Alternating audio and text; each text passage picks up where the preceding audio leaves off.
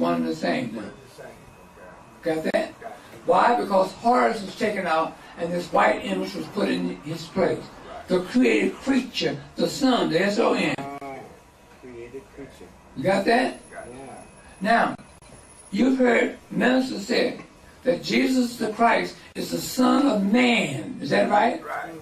I told you in my opening lecture that man cannot create anything with life in it by himself. Is that right? Right.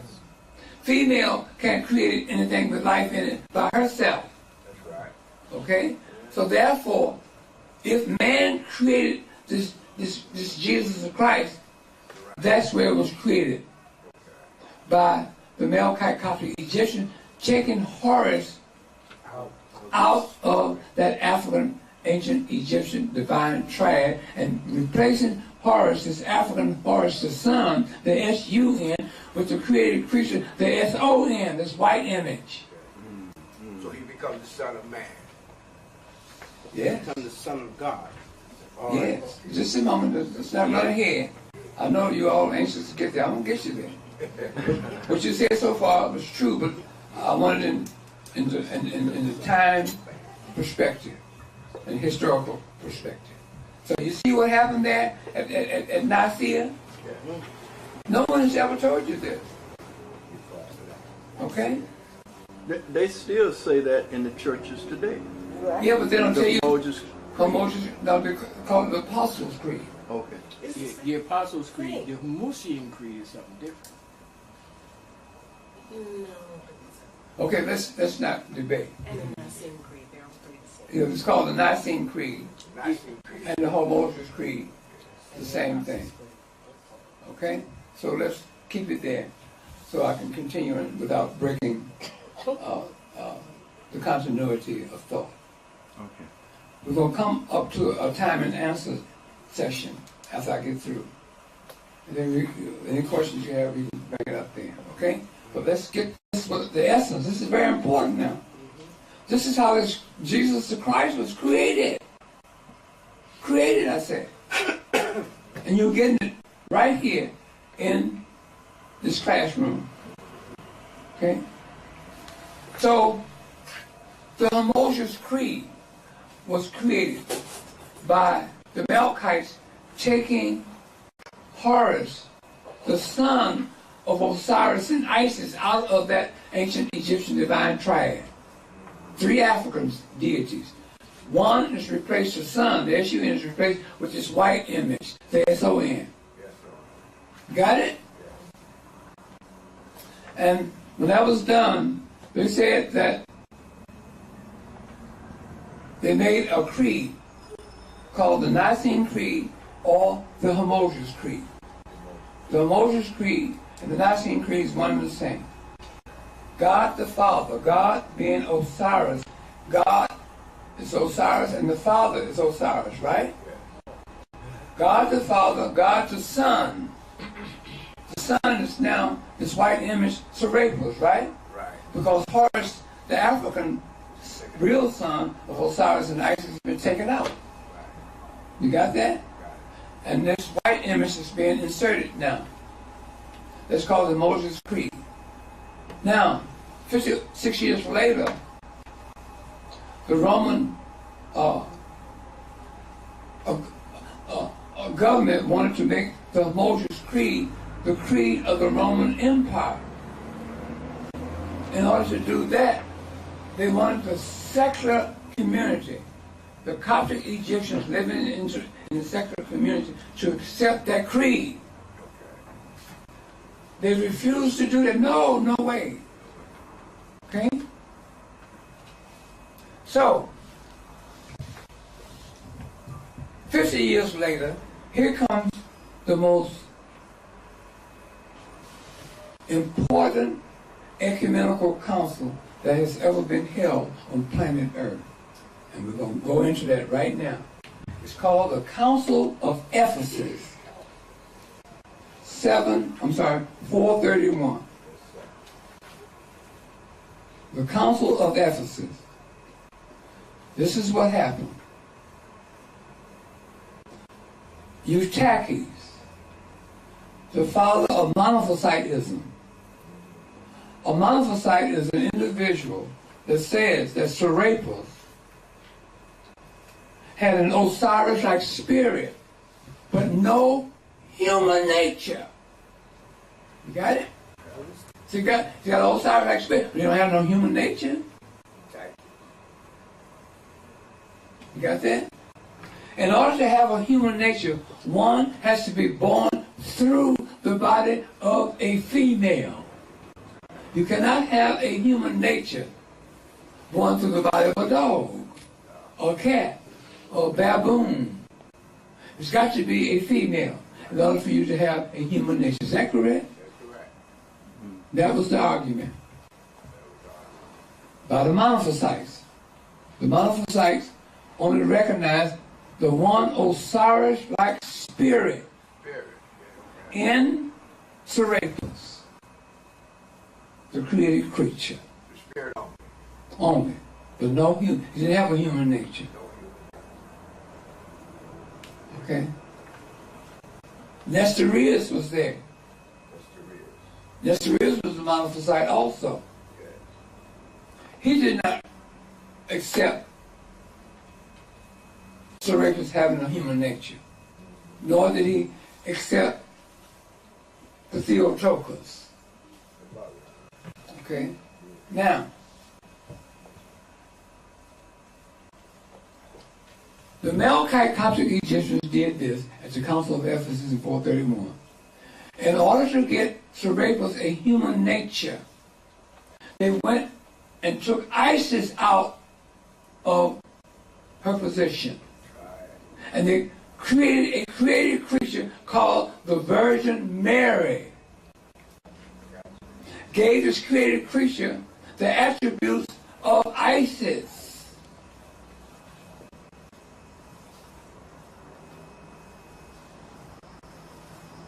So go to the circle where you got Isis, cross her out. Where you got above, where you got the goddess mother, cross that out. Below Isis, you have another circle there. Is that right? Yes. You got in that circle. You got you put in there the Virgin Mary. Okay. And below, where you put the Virgin Mary, below that circle, you put Goddess Mother.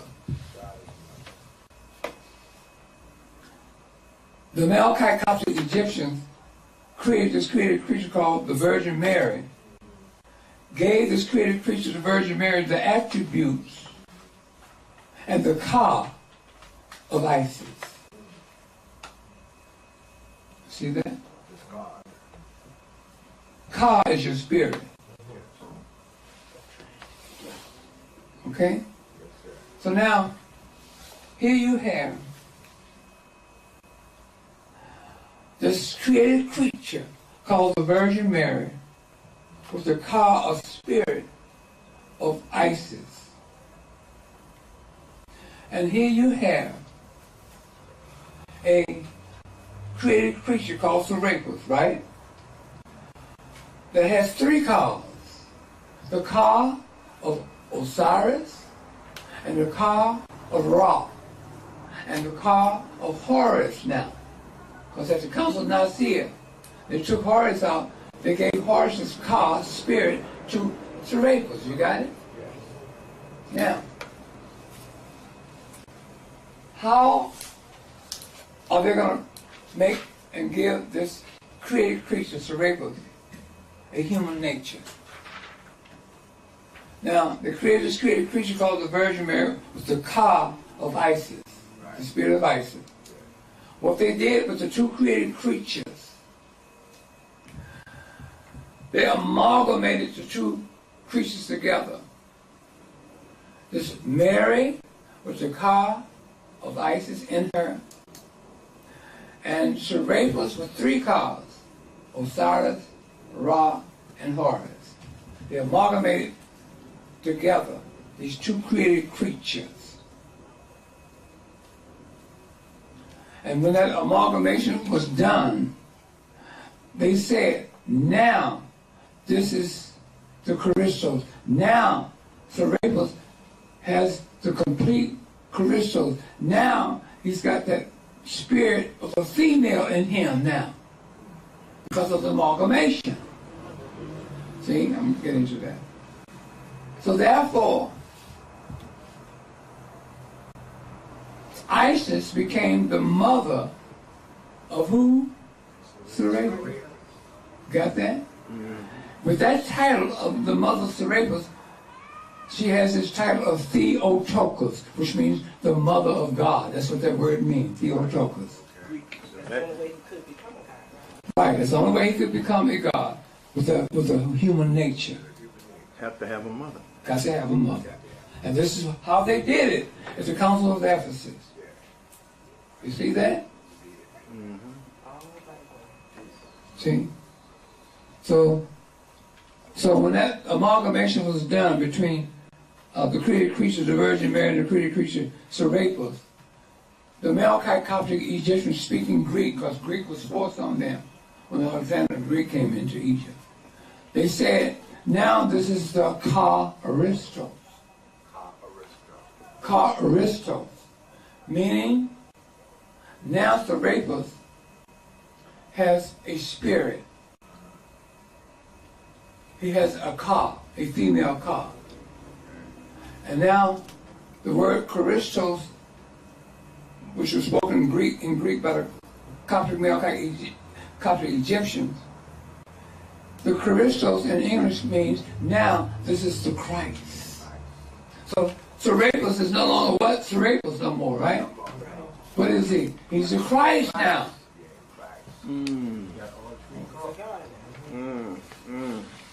That's where the word Messiah comes in there. Wait now, hold it now. Just a moment. Let me finish up without interruption. So I'm at a critical point now.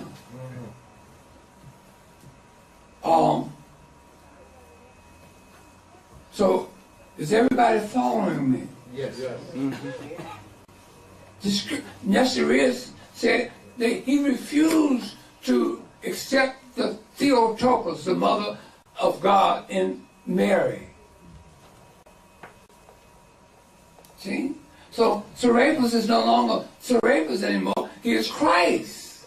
He's the Christ now. That's how it was done. But there's a problem, a big problem. Now, there are 3 African deities in the African ancient Egyptian divine tribes. Is that correct? 3 of them. Osiris Asar, Horus Haru, and Isis Aset, right? All 3 are Africans, right? 2 of the African deities was wiped out. Horus and Isis. Not yet.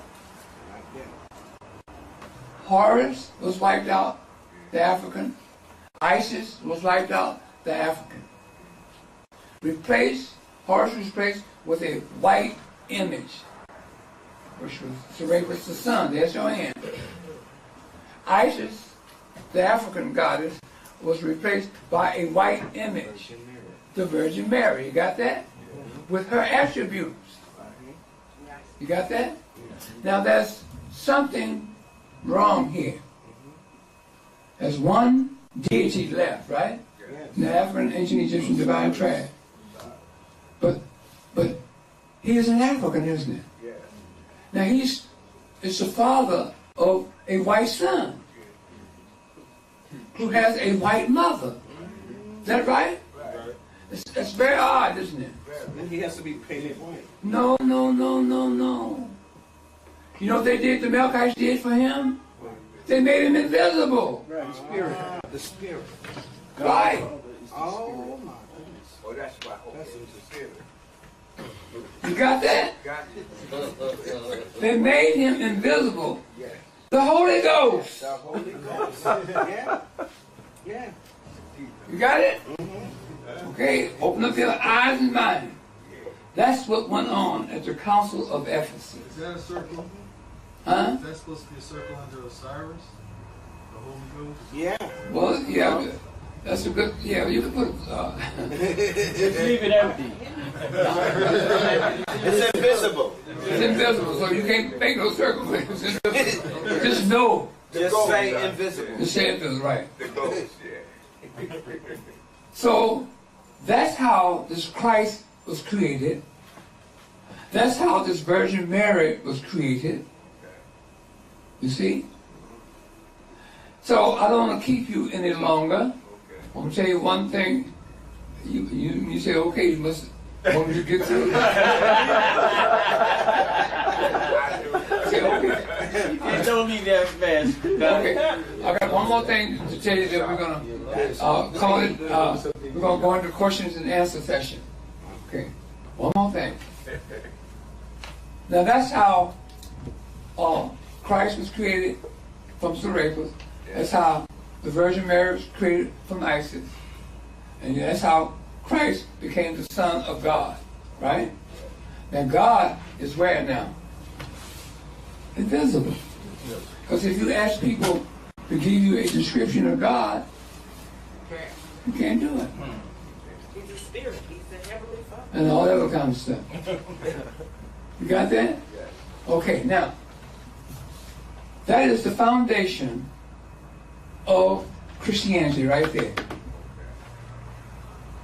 But when the seat, now the first Christian church was built there in Constantinople, Turkey. Constantinople, Turkey is known as Istanbul, Turkey today. That church was built in 532, finished in December 27, 537.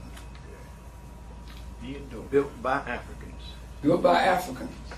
Commissioned to be built by Africans by Justinian and his wife Theodora. He commissioned African architects and African builders to build this church. The church that they built is on a picture of my Historical Origin of Islam book, right here. That picture, that's the Hagia Sophia with those minarets on the side now. But that's history. I don't have time to go into all that. But anyway, when that seat of Christianity was moved, that church was operated in Africa, in Northeast Africa, today called the Middle East, for 902 years. Yes, sir. Be quiet. Thank you. For 902 years. You got that? Yes. 902 So that seat of Christianity was moved out of Africa, Northeast Africa, into on the outskirts of Rome in Europe in 1439, when John VIII, 1439. when John VIII went into Florence, Italy, as a curia there. The word curia, C-U-R-I-A, means college. That was 42 years into the beginning of the Renaissance era for the Europeans. See? They were in the 42nd year of the Renaissance era. 42nd. And 6 years later, in 1445, they began to build over the catacombs on the outskirts of Rome. The catacombs are burial grounds that's in the ground. And they dug up those bodies to make way for the building of the foundation of St. Peter's Church. Was that built by Africans? I'm going to get to that. Y'all rushing. Give me a chance, I'll explain it. Yes, the answer is yes. Okay? But anyway, at the time, the Moors had been in Spain. They were asked to come into Spain in 1051 by white European and Spanish people, as Africans from North African country of Morocco and Mauritania to come into Spain and bring civilization to them. And the Moor name is a nickname. The Moors are direct descendants of the ancient Egyptians. Okay? And they were asked to come in to civilize uncivilized heathen Spain and the Spanish people. They crossed the Mediterranean in 1051 and they began to set up literacy, a school system there in Spain. They began to set up a government for Spain. They began to build buildings and create cities in Spain: Toledo, Granada, Seville, Toledo, and Cadillac, etc. They also introduced public bathhouses, introducing soap to the Europeans. Sometimes, if you get a chance to look at the History Channel, the narrator on that History Channel said, in the 12th century, the Europeans began to use soap for the very first time. Okay? The Moors did that. The Moor name is a nickname, which the Moor is nothing but a descendant of the ancient Egyptians. You got that? Okay. Now, here you are in 1445, when the seat was moved out of Constantinople. John VIII, you know what he did to move that seat, to give his authority? He relinquished the donation of Constantine. See, because Justinian had taken back the donation of Constantine. And that goes, I don't have time to explain all that, but anyway, I'm bypassing. What was that? I just said from the Africans. Of course, yeah, from the African. So I'm bypassing all that to get to a point.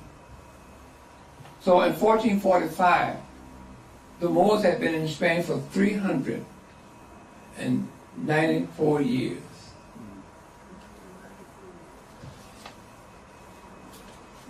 They were asked to come in to on the outskirts of Rome and build that church of St. Peter's, Church of St. Peter, and known today as St. Peter's Basilica. Okay? St. Peter's Basilica was designed after the Hagia Sophia. The Vatican in Rome today, as I speak, is nothing but a replica of the double-walled city of Constantinople, where the world's first church, Christian church, was built. That Christian church was built to honor Mary and Christ, called the Hagia Sophia, the Church of the Holy Wisdom, which is another name for Mary and Christ. Okay? So when they moved that seat out of there, in 1445, the Moors had been in Spain for 394 years. The Moors again were asked to come into to Rome, on the outskirts of Rome, to build that church and to build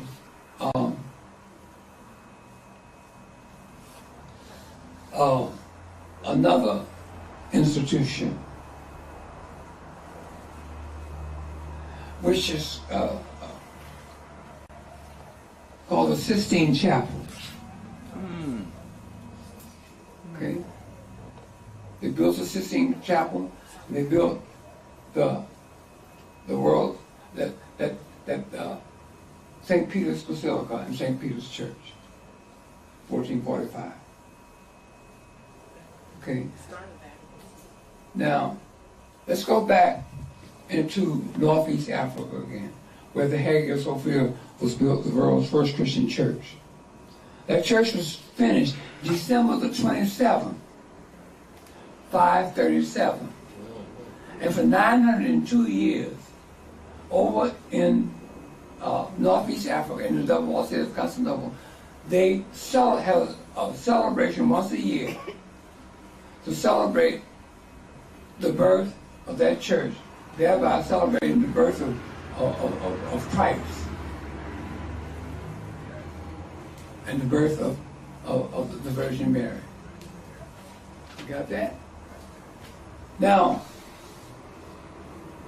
when the Roman Catholic Church in 582 created what is known as the Gregorian calendar, they lost 2 days out of that. So every year, instead of celebrating on December the 27th, it's December the 25th.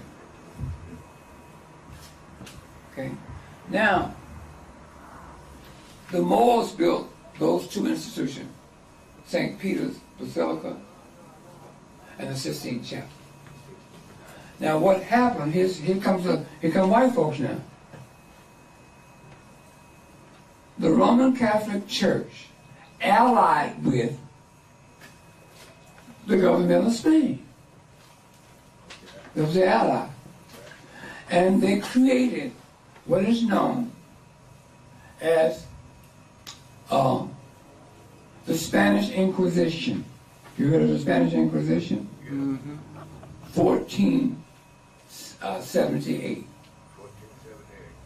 And that Inquisition was to get rid of the Moors because they threw risen them then. They didn't need them no more. See that? They had built they had created Spain into a city, brought literacy there, set up a government, built buildings there.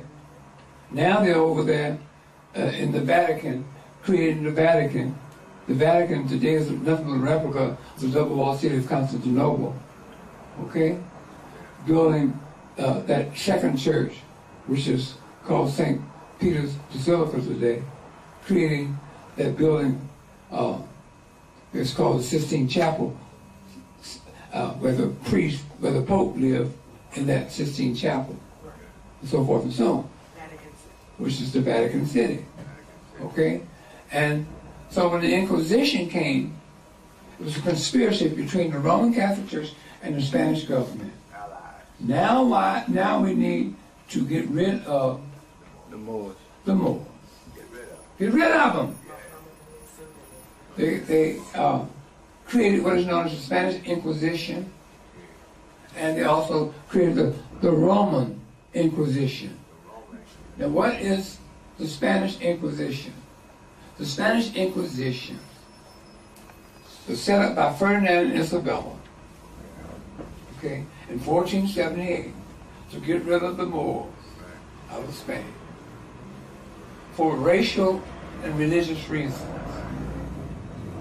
Because Spain had allied and became Christians, okay? And they hired a man by the name of Thomas de Guatemala. He became the Inquisitor General for the Spanish government. He also became the same Inquisitor General for the Roman Catholic Church. So when you read the Spanish Inquisition and you read the Roman Inquisition, the Spanish Inquisition meaning for Spain, the country of Spain, the Roman Inquisition meaning for the Roman Catholic Church. Both Inquisitor General was both the Inquisitor General for both the country and the Roman Catholic Church. Mm. Name of the Inquisitor. I named him Thomas de Guatemala. Okay. Thomas P. Guatemala. Right. He was the Inquisitor General, 1478. For both inquisitions. For both. There's only one Inquisition, but for both entities, the Roman Catholic Church and the country of Spain. Yes, sir. You got that? So these are Africans they expelling out of Spain. So here come a boatload of the Moors with Christopher Columbus over in this hemisphere. But this is what I'm going to say to you, and I'm going to end it. We're going to go into questions and answers or whatever we want to do.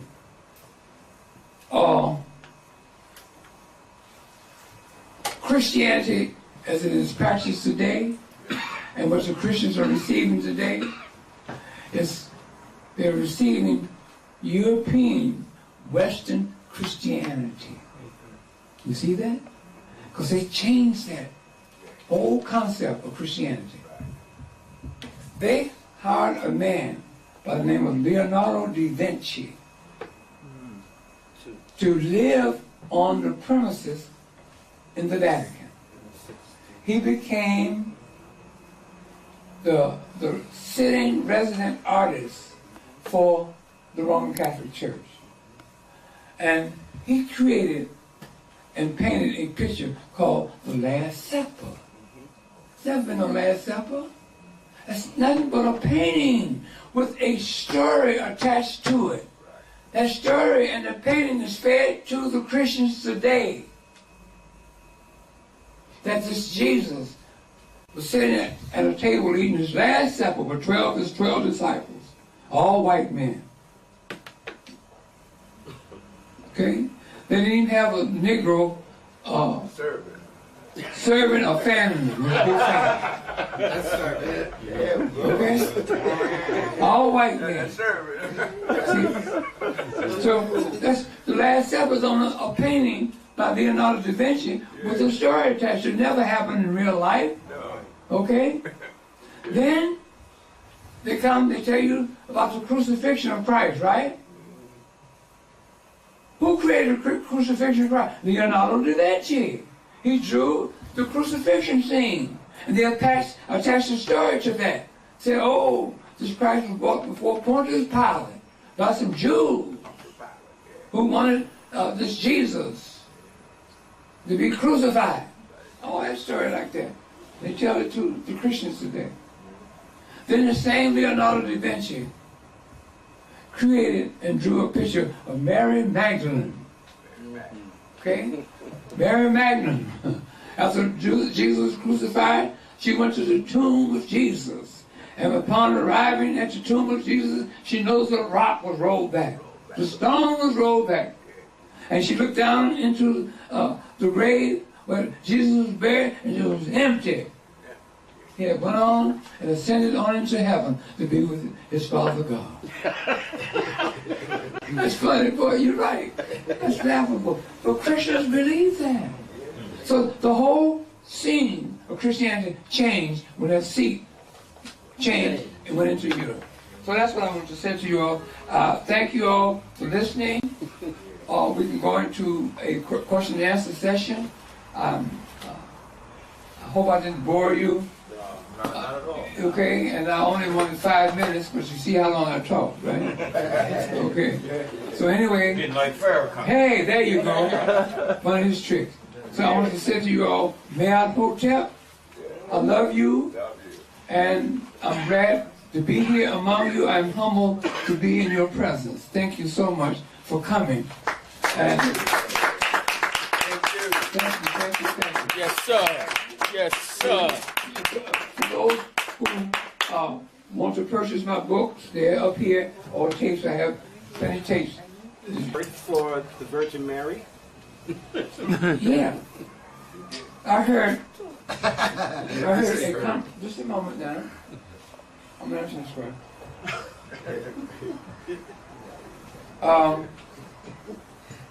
I was listening at, my wife and I was looking at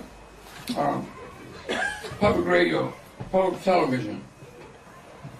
And this guy was expounding on it. He was a theologian. He said, oh, by the way, Ephesus is the birthplace of the Virgin Mary. Remember that? Yeah. It was the birthplace of Mary. Now, what date was she born? Right. What date? Tell me. I don't know. You got it on your face. 7. Not no 14. 537. No, you're guessing. 431. 431. Council of Ephesus. Oh. So, the answer to your question, So he may be born. just a moment. The answer to your question is 431. She was created. She was When created. she was created. Okay, she did 431. That and that's that we Wait. talked Let about concept. me finish up with her. Is there anything else, my dear? No, that's, That clear you up? yes. Okay. Next question. Okay, we've been fed all along in the historical books that the Moors went into Spain in 711. Okay. So now you're telling us it was a later date. What is the contradiction between that? Glad you asked that question. Now, I addressed that same question in 3 places in this book, Historical Origin of Islam. Oh, okay. That's misleading. It gave you the Saracen, listen to me, the Saracen Moor. There's no such thing as a Saracen Moor. So they use the term Saracen Moor to hide what the real Moors did, the African Moors. See, in 711, they say that Saracen Moors went into Spain and brought Islam in there. There was no Islam in 711. Okay? Then you put up the Saracen Moors like my wife did last week. Just checking. I said, what are you looking at on her iPhone? She said, I'm looking at the Saracen. And boy, they ran her all over the board. They said the Saracen Moors invaded Spain. And they conquered Spain all the way up until the frontier of France, because France borders Spain. And they said Charles Martel turned them back. First place, our ancestors were asked to come into Spain. That's the reason why they were not invaders. Saracen Moors were invaders. And an invading force changes the language of the people who they terrorized. The Spanish language never was changed. You see that? The Moors were asked to come in so that they kept the Spanish language intact. See? But if they were invaded in there by an invader, the invader changes to conquer people's language. See? So, to prove my point, I want you do computers and iPhones and stuff like that? Yes. Punch in Saracen Moors. Is that what you punch in, Scooter? I think so. Saracens or Saracen Moors. Saracens or Saracen Moors. And you come up with all kinds of stuff. Mainly that they were Arabic, I think. They were Arab. According Yeah. to Right, because the word is actually Saracen. Saracens. Saracens were the term that they used before they used the term Arab. That's right. Right, so now we're talking geography. So that would be my answer to you. Okay, thank you. There's no such thing. Because our ancestors did not terrorize people. They had no armies to do that. And they are civilized people. Civilized people don't terrorize other people. Yes. Okay? You can either, those they was civilized and they go into a territory and take over another country's and other people's territory and rape their women and all that kind of stuff. So that's out of their spiritual character. They didn't do that. Okay. So any other questions? Yes, I have a question. So we have Heru Horus, the sun deity in ancient Egypt, but we also have stories of sun deities in other places in the world. So did those other sun deities have an influence on the creation of Serapis and Jesus as well? No, because see, all this happened before all these other people come up with the sun deity. So the sun deity started in ancient Egypt. So if you see some sun deity someplace else that happened, they copied ancient Egypt. See that? So the answer would be no. They didn't have there was nothing before ancient Egypt by way of a sun.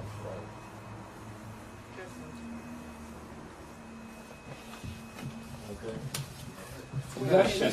You want to say something on that? No. Thanks. Does that, pardon me, hey, Mr. Long, does that answer your question, young man? Well, we know that there was nothing before Egypt, but the ones that came after Egypt. Well, Jesus was was Jesus the most recent one out of the sun deities? I guess that would be a better question. Listen to what I'm saying. Okay. All that sun deity stuff came out of ancient Egypt, number one. Even before the Serapis was created. This created creature Serapis was created with the ka of the sun deity out of ancient Egypt. See that? Without that being done, there would be no sun deities in Europe. The foundation of sun deities came out of Egypt, is what I'm trying to say to you. Do you understand what I'm saying? Yes. Does that satisfy your question? It's okay. No, I want you to be satisfied. Listen, Mithras and this Yeah, is, you have different, Trying to 60 think years, about five savior and all that other I'm stuff. trying to, listen, the sun deity, sun worship, if you want to use it, okay, started in ancient Egypt. There was no Europeans nowhere on the scene. You got that? Yes. Europeans comes in. They want to be made part of what they discovered there in Egypt. They want to be accepted in the priest society of ancient Egypt. They wanted to be made a god. So the attributes of Osiris and Ra was made into a composite name and gave to this image here to make him a deity. Okay?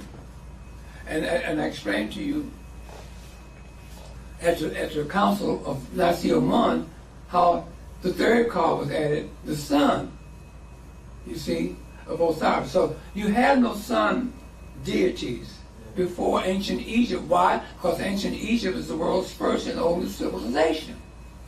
How did it get to be the world's first and oldest civilization? Because they created an alphabet to write with. Okay? So therefore, an individual, a group, or a culture, anywhere on earth, who had the world's first alphabet is the world's first and oldest people on earth. Because an alphabet they use to keep time, people, places, and events, wrote them down. You see? So there's no other prior oral civilizations in ancient Egypt. So there was no other sun god. If anybody come up with a concept of sun god, they got it from ancient Egypt. That's all I'm trying to say. That's very clear. Yes. Basic. did he get it? So it's safe to say that Egypt is the foundation of all religions, architecture, writing. Everything. All the time. Absolutely. All the Everything. Young man, does that answer your question? I think you just misunderstood the question. Okay, give me the question again. Yeah, no, I understood that Egypt was the first. I was just saying the ones that was Jesus the most recent, like the latest one. Now I understand what you're saying. He's talking Was about Jesus the regard- last? Yeah, the last one, right. of what is defined as Savior, Son, work deities that define this particular concept. In other words, there's certain personalities that are attributed to these concepts, and I understand what you're talking about. But and basically, pretty much true. Jesus is like last weekend, you know, compared to some of these other. Good, my man. I guess I would answer it a little bit different. I want someone to hold me out. Go ahead, Annetta. Let me hear your answer. I'm getting y'all don't wore me out. Let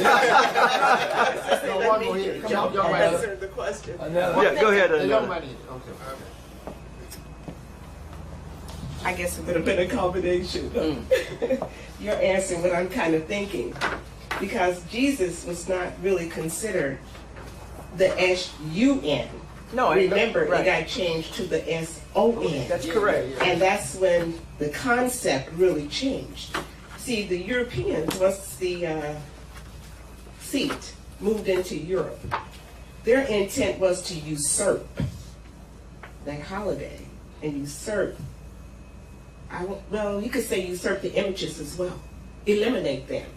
Overpower them with the S-O-N as opposed to the S-U-N. Sure. So the whole idea started to change, and they started to condemn those who recognize Not only did they condemn him, S-U-N. yeah, there's a book written by Ernest Busenbark, Symbol, Sex, and the Stars, and Popular Beliefs. Okay. It deals with not just him, people like Tamara Lane and what's his name?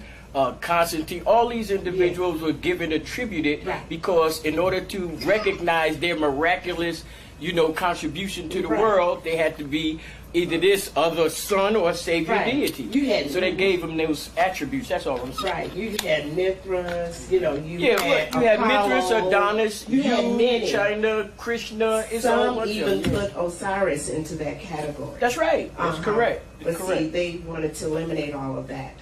And when they moved into Europe, they took that holiday over.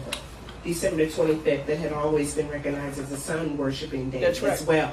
Right. So the church took it, from the secular community. Right. That was kind of the essence of Yeah, the exactly. point that I was Correct. going. Okay, That's, Brother, but And that's what you correct. said is correct too. I'm not Yes, ma'am. dispelling No. what you're saying at Yes. all. As a matter of fact, they tried to take all those attributes of the others and roll it into this one That's to correct. make it all powerful.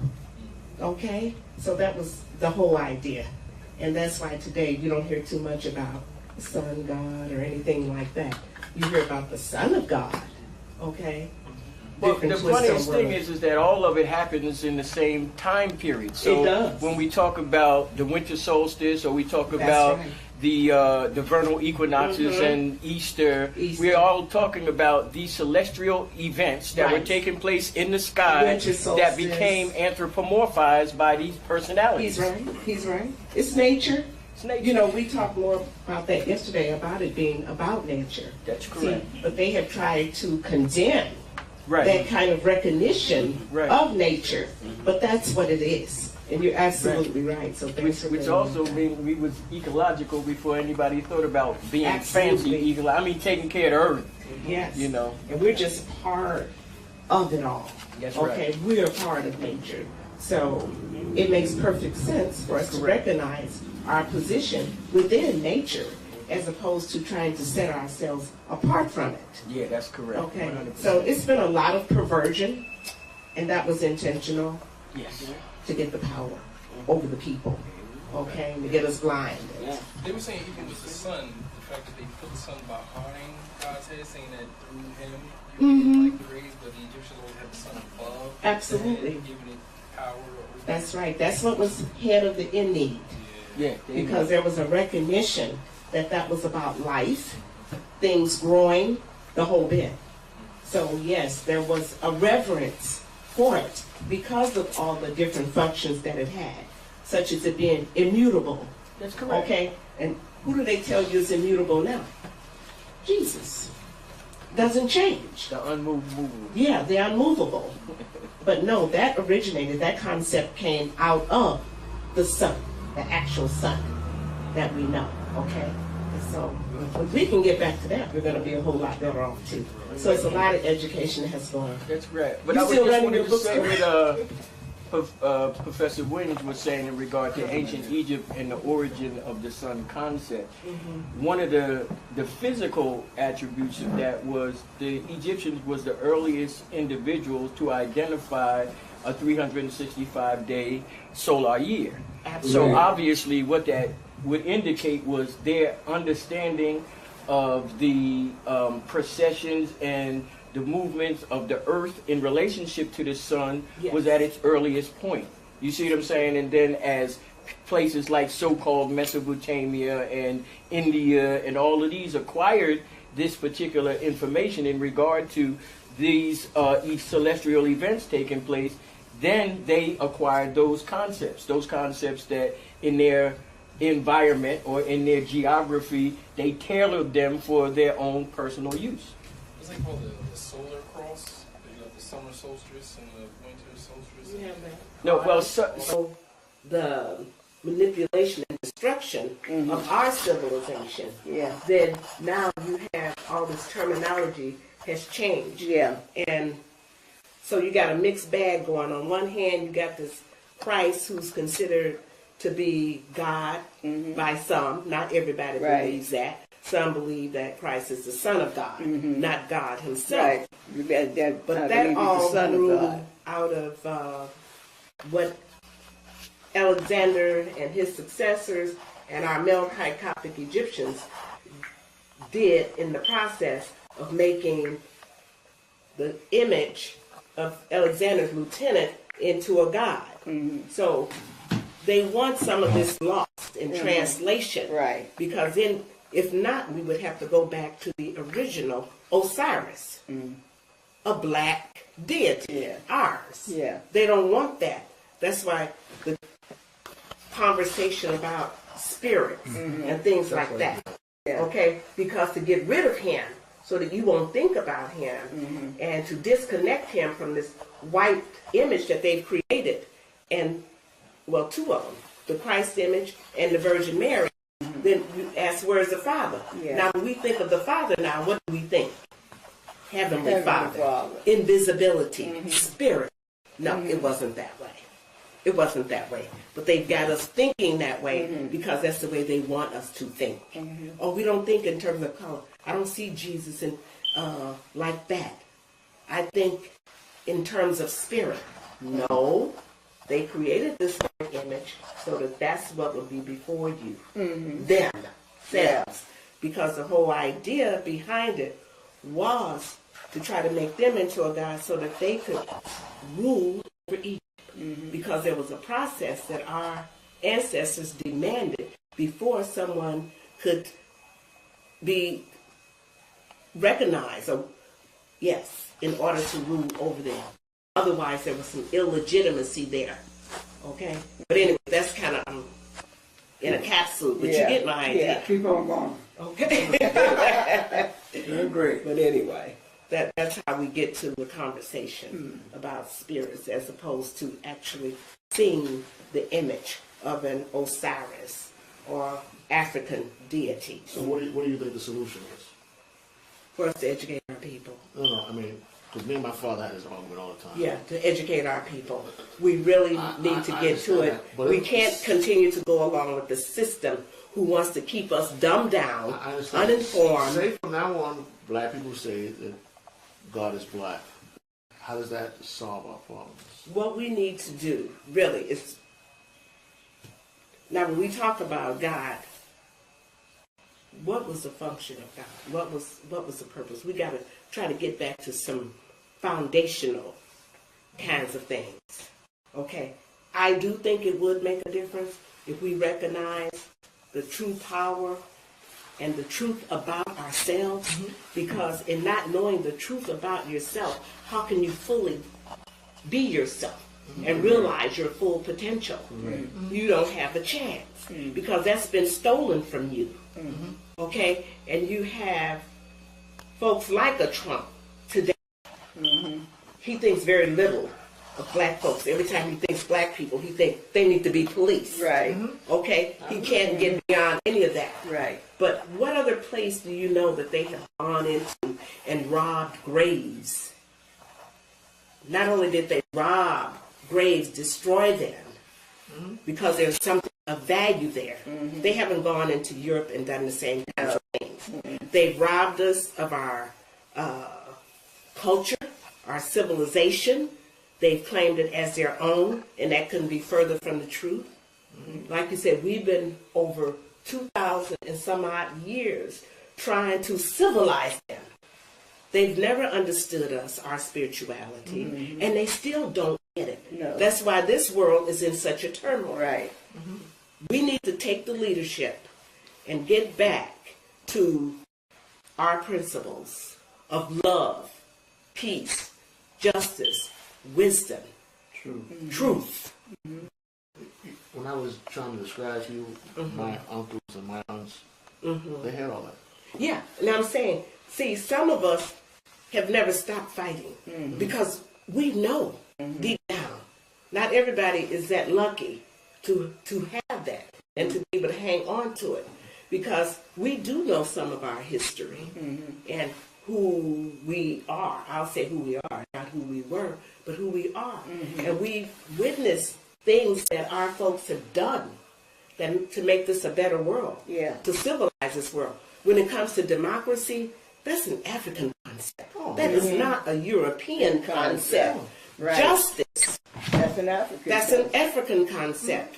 Okay? We ever have any chance of really, for this being a just society, we're going to have to emerge out of this morass and come forward with that, with who we are and how things should be done. Yeah, we got a group here and there talking about it, but we're going to have to come out on a mass scale.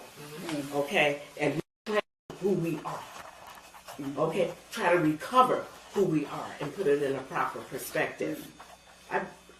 That's what I think. All this Facebook, all this stuff, all the things that they choose not to do evils on, maybe we can start to do some. I think Facebook is a fantastic medium to do a lot of Some stuff. good stuff. Some real That's good what I'm going to stuff.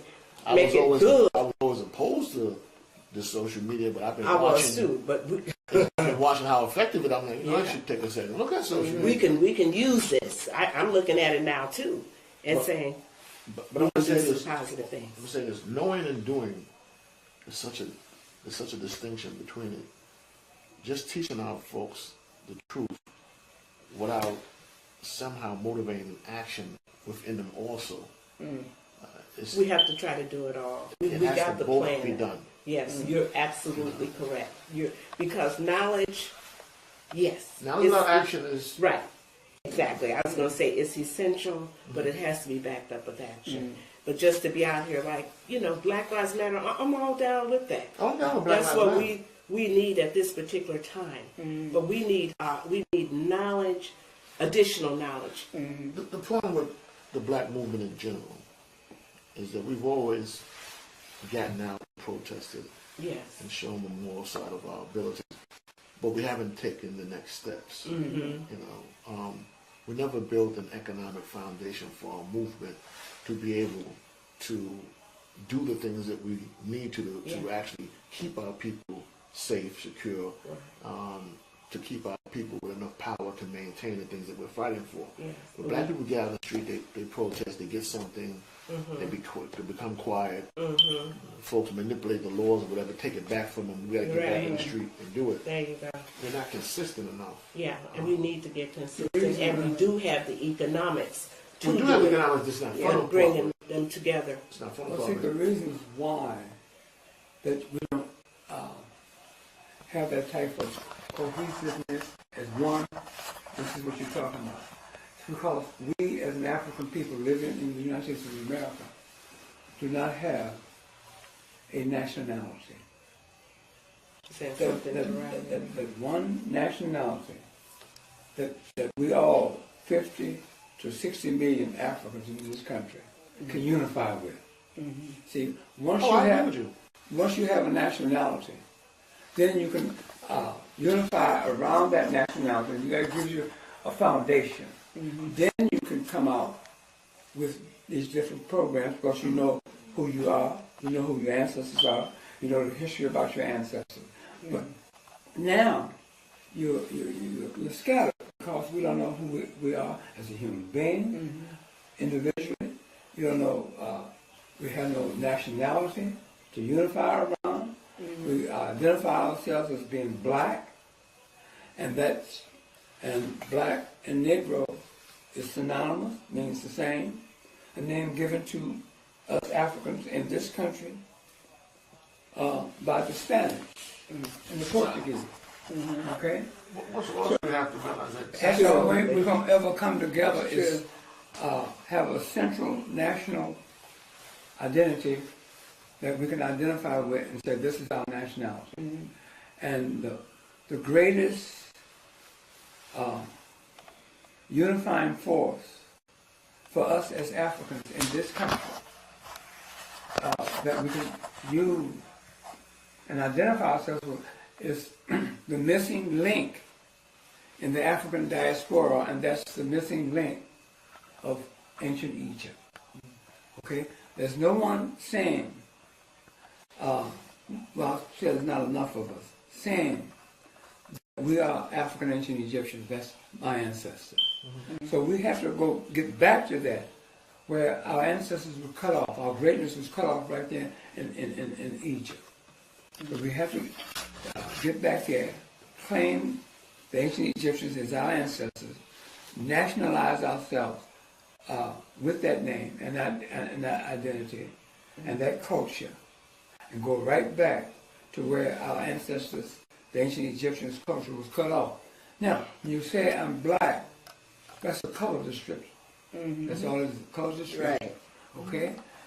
Like I said, black and Negro means the same thing, one and the same, synonymous. Who gave us that name? It was the Spanish and the Portuguese. They gave us that name. See? So in Spanish, black means Negro, Negro means Spanish, means black. Okay? So then they have a museum put up in Washington, D.C. by the Smithsonian Institute, saying that this is an African American Museum of African History and Culture, signifying that our beginning history started with slavery, and they gave you a graphic display of a slave ship. Okay, to let you know this is where you began. But see, that's misleading.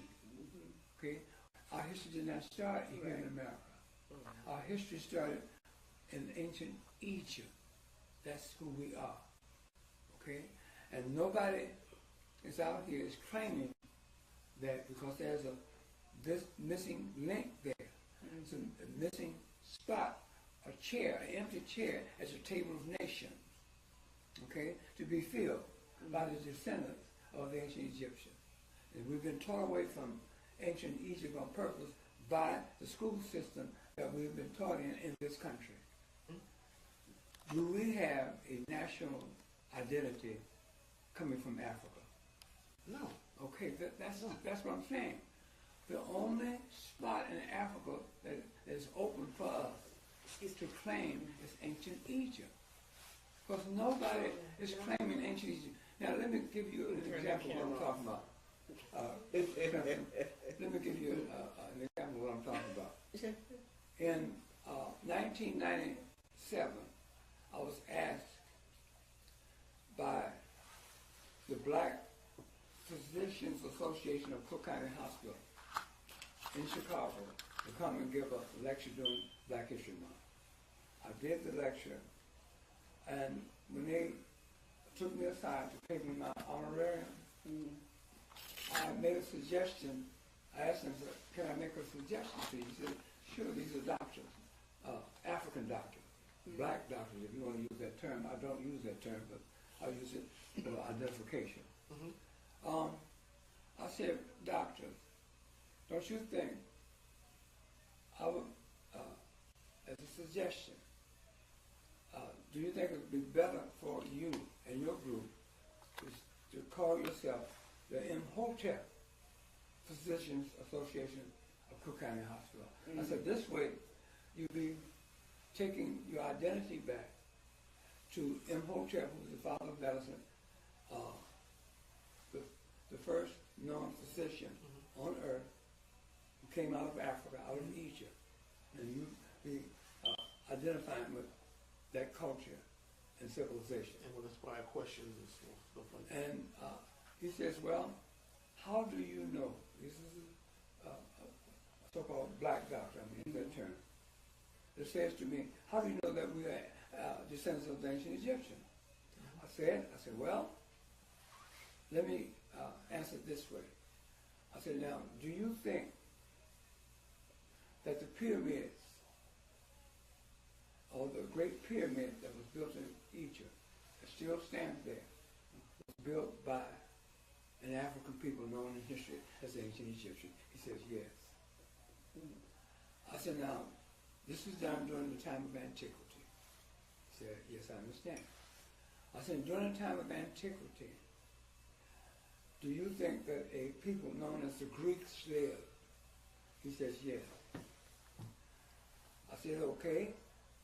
During the time of antiquity, do you think that a people called the Romans, now known as the Italians, lived on earth? He says, yes. I I said, okay. I said, let's go back. Today, which was that day in the year was 1997. I said, do you believe that the descendants of the Greeks are still walking this earth, calling themselves Greeks? He said, yes. I said, do you believe that the descendants of the Romans, calling themselves Italians, walked this work at this very moment I'm talking to you? He says, yes. I said, now let me ask you a question. Where are the descendants of the ancient Egyptians? Mm-hmm. And he had a blank look on his face. He couldn't answer me. Yes, I said, do you think they evaporated? Do you think they disappeared? Or do you think they're still here on earth? They got to be somewhere. They didn't disappear or vanish. You see? So the descendants of the ancient Egyptians, I answered, this is how I'm answering you. This is the descendants of the ancient Egyptians are still here on earth. Mm-hmm. Okay? Some African, some group of African has to be descendants of the ancient Egyptians. And today, as I speak, this very moment, the claim for that culture and the claim for identifying themselves African people, identifying themselves as being the descendants of the ancient Egyptians is not happening at this very moment. Only a few, okay? But not the masses. Mm-hmm. So that table, at the table of nations, where all the nations are sitting around this table, there's an empty chair there at that same table. Every person sitting at that table can go to the world map and pick out where their ancestors came from. Right there on that world map, including members of the continent of Africa. Those 54 or 60 countries in Africa. They can go there and pick out, I'm from Zimbabwe, I'm from Mali, where Timbuktu was supposed to be, and I'm from Nigeria, I'm from Ghana, so forth and so on.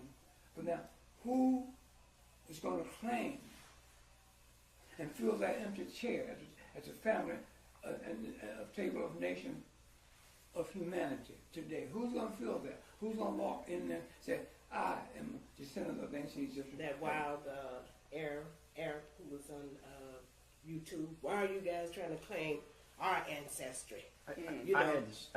That's what I want to Claim bring your up own. because That is our own. We I are have the this indigenous. argument with these Egyptians. Although I am No. the Egyptian, I'm no, still you're an here. invader.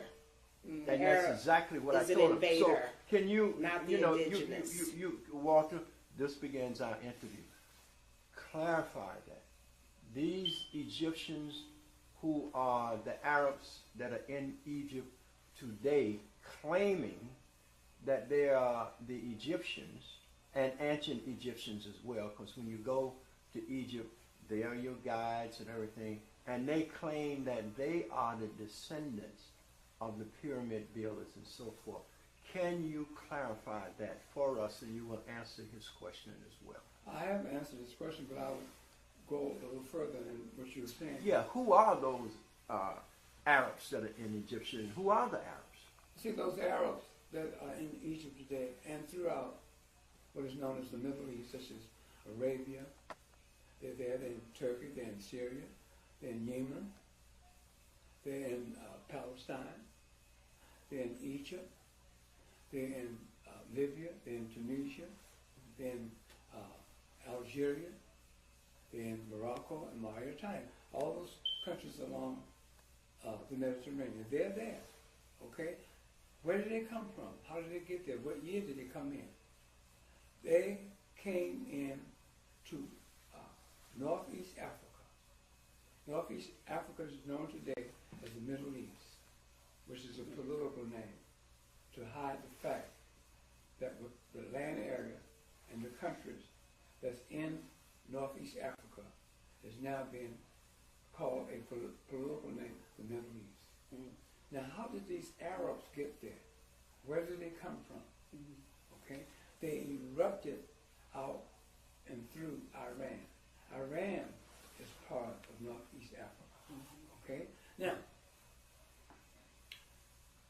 if you look at Afghanistan and Pakistan borders Iran, where did these people that are known today, that's over there in Northeast Africa and Africa, where did they come from?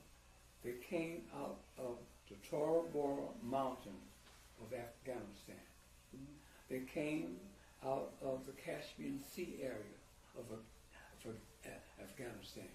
They came out of the Caucasus mountain area that extends from Russia into Afghanistan, which is the northern part. That extension coming from the north of Russia, going into Afghanistan. And they came from Pakistan. Okay, that's 4 groups there. Then they came from Azerbaijan and Armenia. 2 more makes 6. So that, Azerbaijan and Armenia is also part of the northern part of Russia. Annexed to Russia in the 19th century. So they came through Iran in 1071, okay, as an eruption and the usurping of land territory by the Byzantine emperors, which was made part of the Byzantine Empire. Okay, so now you got those 6 groups coming through Iran into Africa. Eventually, they moved from that spot into Central Africa and Egypt. And the countries that are west of Egypt is Libya, Tunisia, Algeria, Morocco, and Mauritania. Those are North African countries that border the Mediterranean. They came in that way, and they began to take over territories that was once controlled by the by the Byzantine Empire, or the emperors of the Byzantine Empire. Okay, and that was in 1071. Then,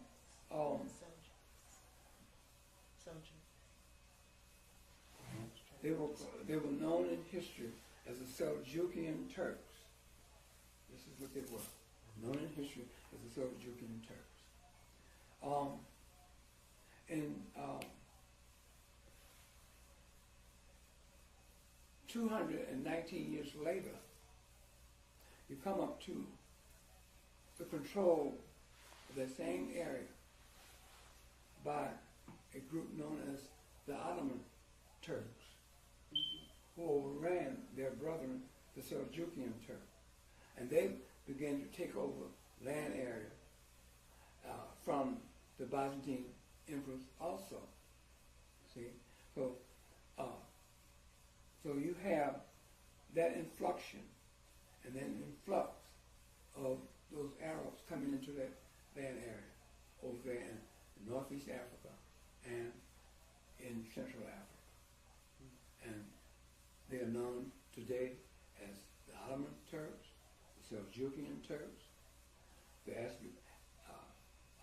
Armenian Turks, Azerbaijani Turks, Tora Bora Turks out of Afghanistan, the Pakistani Turks, the Caspian Sea Turks, the Caspian area of Afghanistan, and the Caucasus Turks.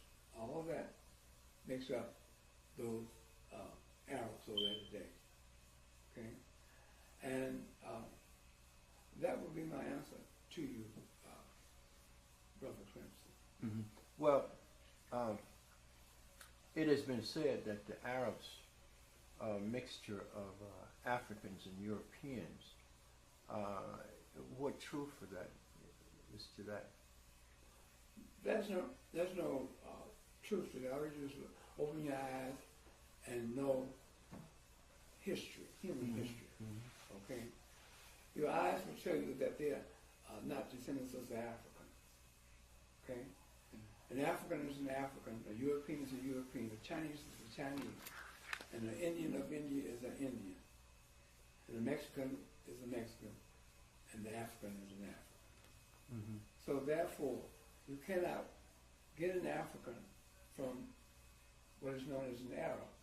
The term Arab is really taken from an individual who lives in Arabia, who now is called an Arab by living in Arabia. Okay?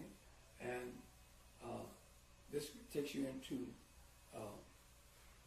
Islam as well, because here these Arabs have embraced Islam heavily. See, so therefore, there was always a conflict between Christianity and the Arabs. See, these same Arabs coming in did not have Islam when they came in there now. They came in with no religion, really. No. They just was there as a people. But they're not an African people. Don't mix and think that they were Africans. They will never be African. They are, you can put them in the white race, like I do. So they're Europeans. I would say I call them European Arabs. Okay, not African Arabs. They're Okay, European Arabs. Now you say they were not Islamic when they came in. How did they become Islamic? How did Islam come about? Well, you got to go back in my book to Circle of Islam. And I take you to the time of a man by the name of Ibn al-Arabi, alias Muhammad. And I speak about the biography of Ibn al-Arabi, alias Muhammad, that was used as a guide to develop Islam, because he was the first Muhammad, but only an alias. That's just like Richard Reeves is the alias Superman. That's his alias. Tracy Moore was alias Abel Richard Clayton Moore, Long Ranger. Long Ranger, yeah. Tracy Moore is a Long Ranger, you see. So you have to go back there to that time of Ibn al-Arabi alias Muhammad, who was the Muhammad. That's the foundation, you see. And that time of his existence, he was born in Spain, a Moor. Okay? And in 1165, he was born in Spain as a Moor. And he died in 1240, okay, CE. Okay? And then a year before he died, in 1239, his disciple took his teaching and his philosophy and began to preach that philosophy in Northeast Africa. And for 61 years, until the Ottoman Turks created what is known as the Ottoman Empire in 1300. And in 1300, the Ottoman Turks, this is what, to answer your question, they took a sword and went around in Northeast Africa, which is called the Middle East today, and took a sword and put to people's throats and said, Muhammad or die. So what you're going to say, instead of you dying, you say, Islam alaikum. And alaikum salam. Okay? So that's how that began to get and be included in the culture that you see over there today. See? So therefore, they became Arab or Mohammedan or Muslim. That's how that went. I was thinking about asking you to digress a bit back to the splits, the polemics, or the fights, the controversies in Christianity, maybe briefly between the diaphysitics and the monophysites. We kind of jumped a bit with Arabi to Islam, when indeed that grew out of Monophysitism, going back to the fight over the image of Christ. Okay, while they were in the process of creating that. Right. Can you touch upon that just briefly and give us the transition back up to the point at which you started with the writing? Well, Can I throw something in there?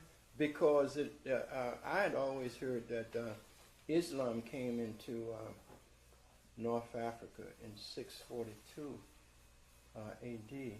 So I just wanted you to tie all of that in. Where is the 642? the 642, That's when they say Traditional Muhammad. traditional. you're talking 622. 622, yeah. Yeah, 622. Well, Another, you go ahead and explain, because you can explain it now. Go and answer Clemson's answer. You go ahead and finish up about the dialogue. Okay, maybe I shouldn't have brought that up, but anyway.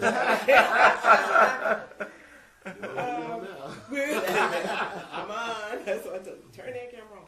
But anyway, what I was going back to was, I wanted him to go back to, was the fight over the image.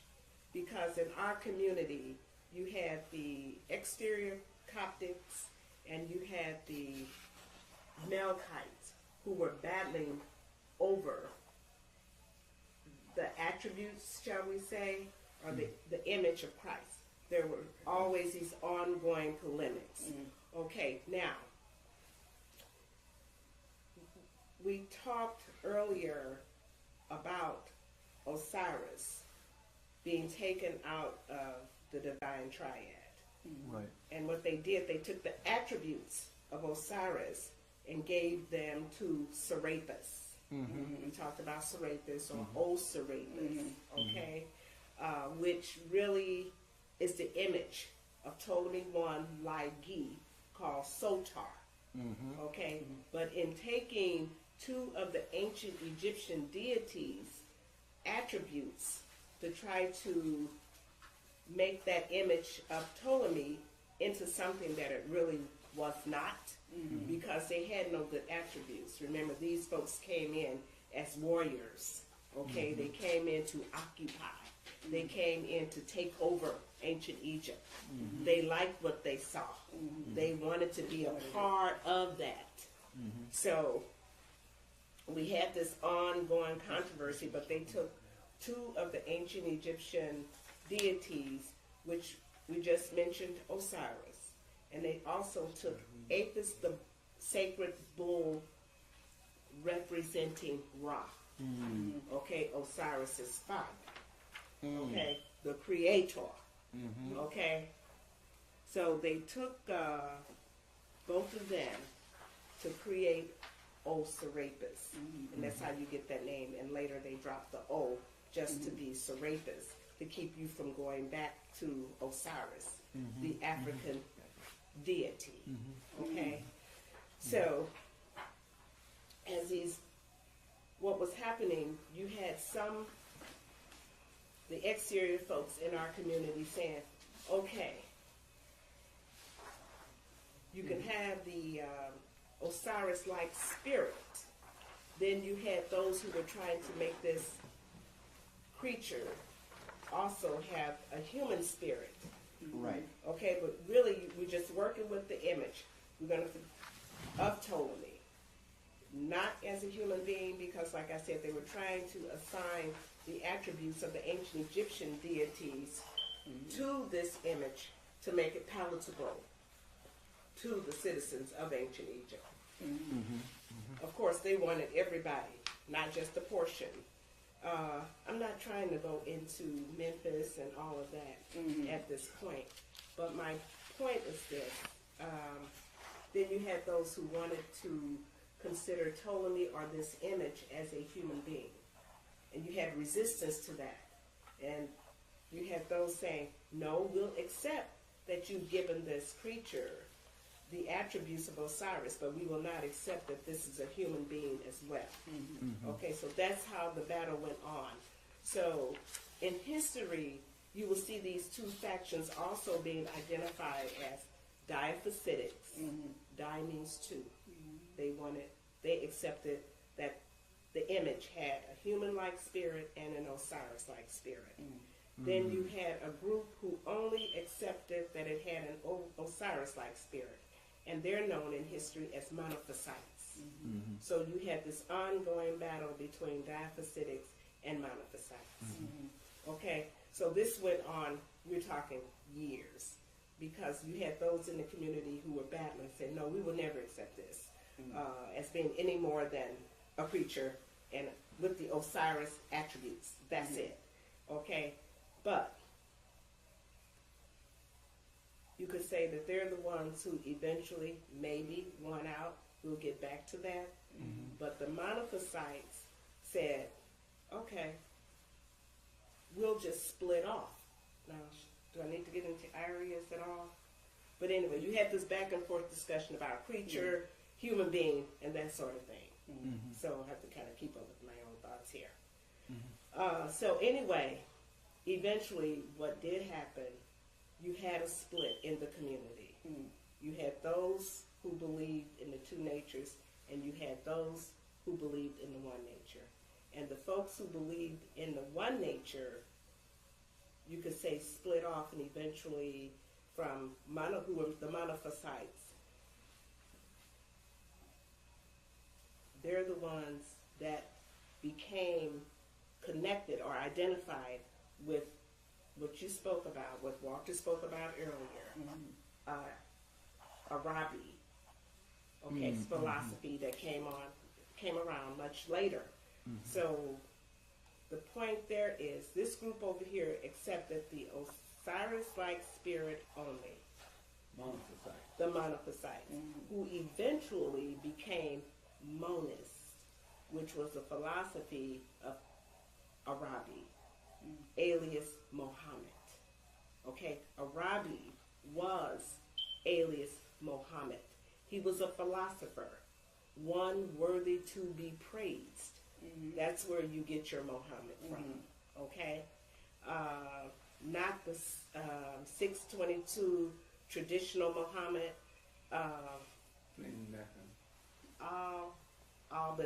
Ali, Arabi, whatever his Mohammedan. Help me, Walter. Mohammedan, alias, I'm sorry, Mohammedan, see, we don't go back to this often enough. But anyway, Arabi, okay, who believed in Monophysitism. Those are the people who branched off and eventually formed what we know today as Mohammedanism / Islam. Okay, they were the followers of Muhammad, alias Muhammad, who believed in the one nature. That was the resolution to the conflict. Y'all go y'all's way, and we'll go our way.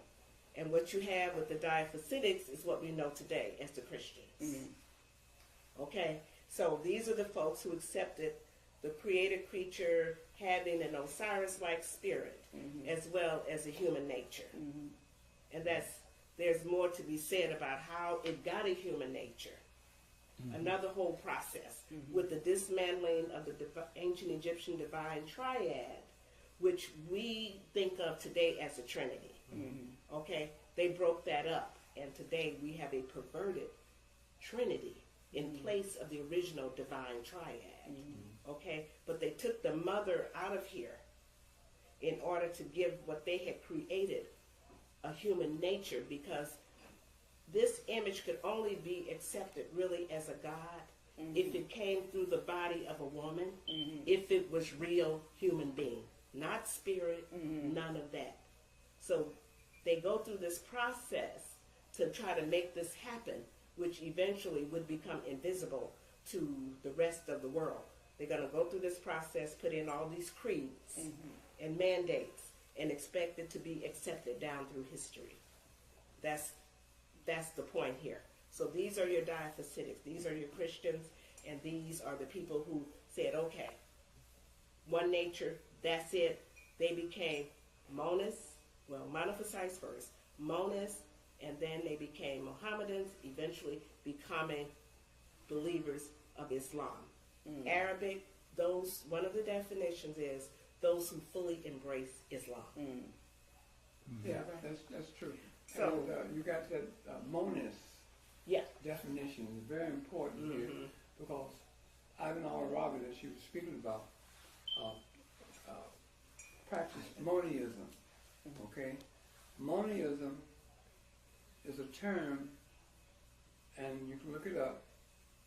That means the one nature, Substance. one substance. Mhm. In other words, everything that is produced from nature has that substance, that one substance, which is monism or monis, means one.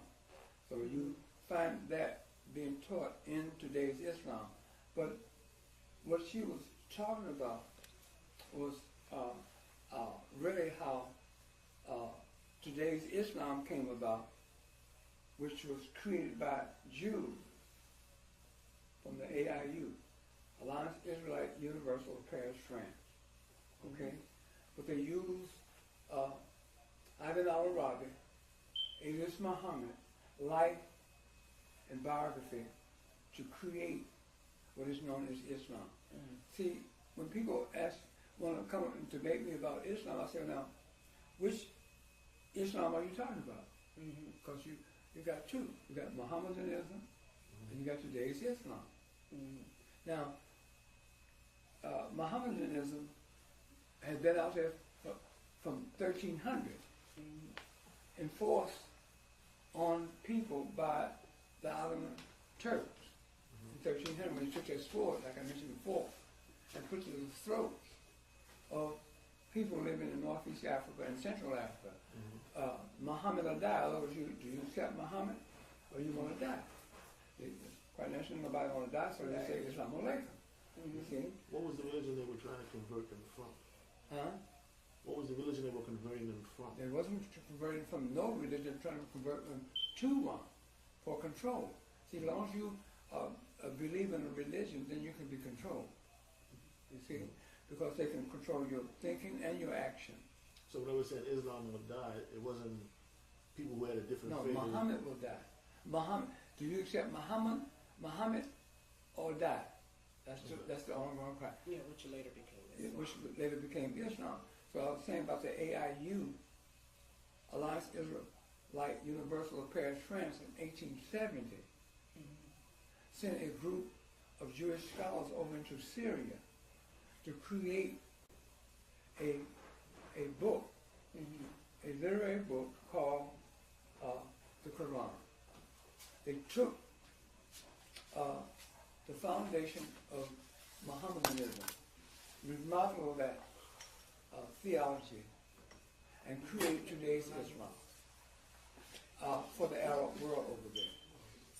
But they wanted to create this Islam, today's Islam, whereby they can control the creation of today's Islam. You know how they did it?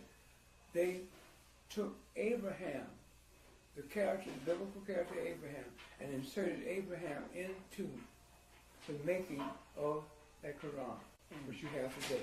In today's Quran, you have two entities, or two literary entities in today's Quran.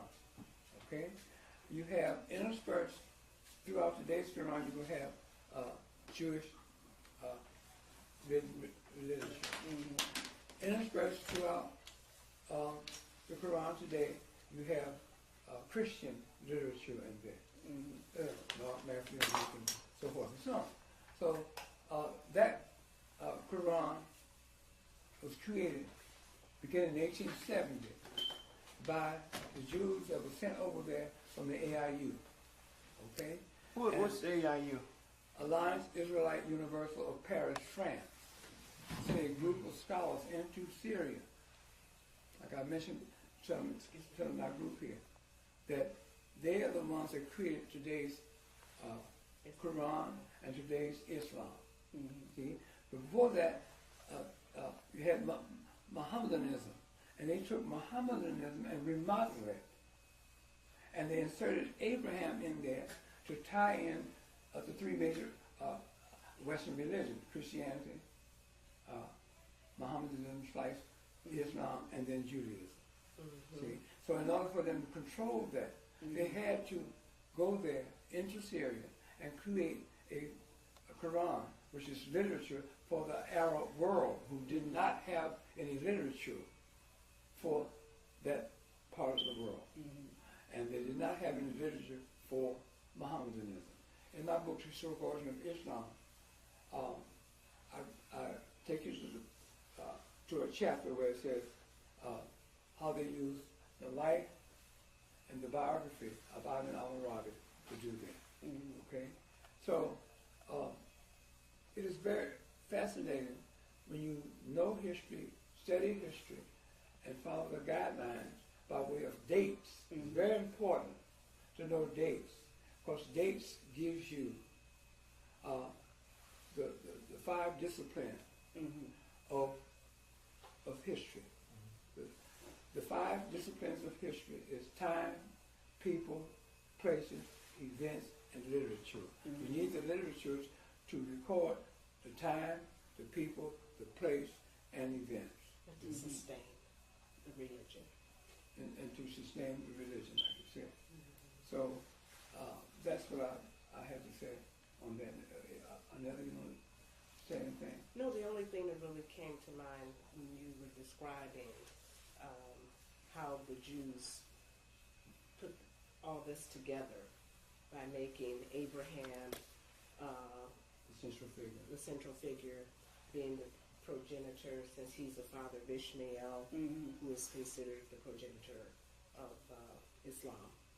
And then you have Isaac, okay, who's the progenitor of the Jews. So you have all this conflict going, but Abraham is still that central figure. And Jacob. And then Jacob, who later becomes Israel, the one who crossed over. And that supposedly is what this country we have today, Israel, grows out of that. So, and the only other thing that I thought about was the literature itself. They were getting pretty proficient at doing this, I guess, creating books for various religions, because they had done the same thing in Christianity. Gave them they wanted them to take on the Hebrew Bible. They had the first literature, which the Hebrew Bible is what we know today as the first 5 books of the Bible, of the Old Testament. Yeah, the Old Testament that the Jews put together and then tried to. Well, they did. They're in there now. Okay, they're part of the Bible. But a lot of this had to do with the selling, I would say, of literature as well, for them to have control of the literature, Right. and make the money. Right, the capitalists. The capitalists Right. were behind This. the publication of these various literatures in these religions. Right, because it goes back to emphasize more on what you just said about the control of the literature, because you go back into the 15th century, Johann, no, not Johann Jerusalem. Oh, Gutenberg. Fuss. No, not Fuss. Johann Gutenberg, who created a printing press with movable print in the 15th century, in 1437. And in 1437, the Renaissance era had been in vogue for 40 years only. You see, the age of learning for Europeans. In other words, the Europeans in Europe were beginning to come out of the darkness, but they was only out of the darkness for 40 years when the printing press was invented by Johannes Gutenberg. See, and Johannes Gutenberg needed money, so he borrowed money from a capitalist by the name of Johannes Fuss, F-U-S-T, who loaned him money at a high interest. And this interest was very high. He knew that Gutenberg could pay him back. Gutenberg couldn't pay him back, so he confiscated the printing press. Now he utilized that printing press to create and print the world's first Bible on planet Earth, which was 1475.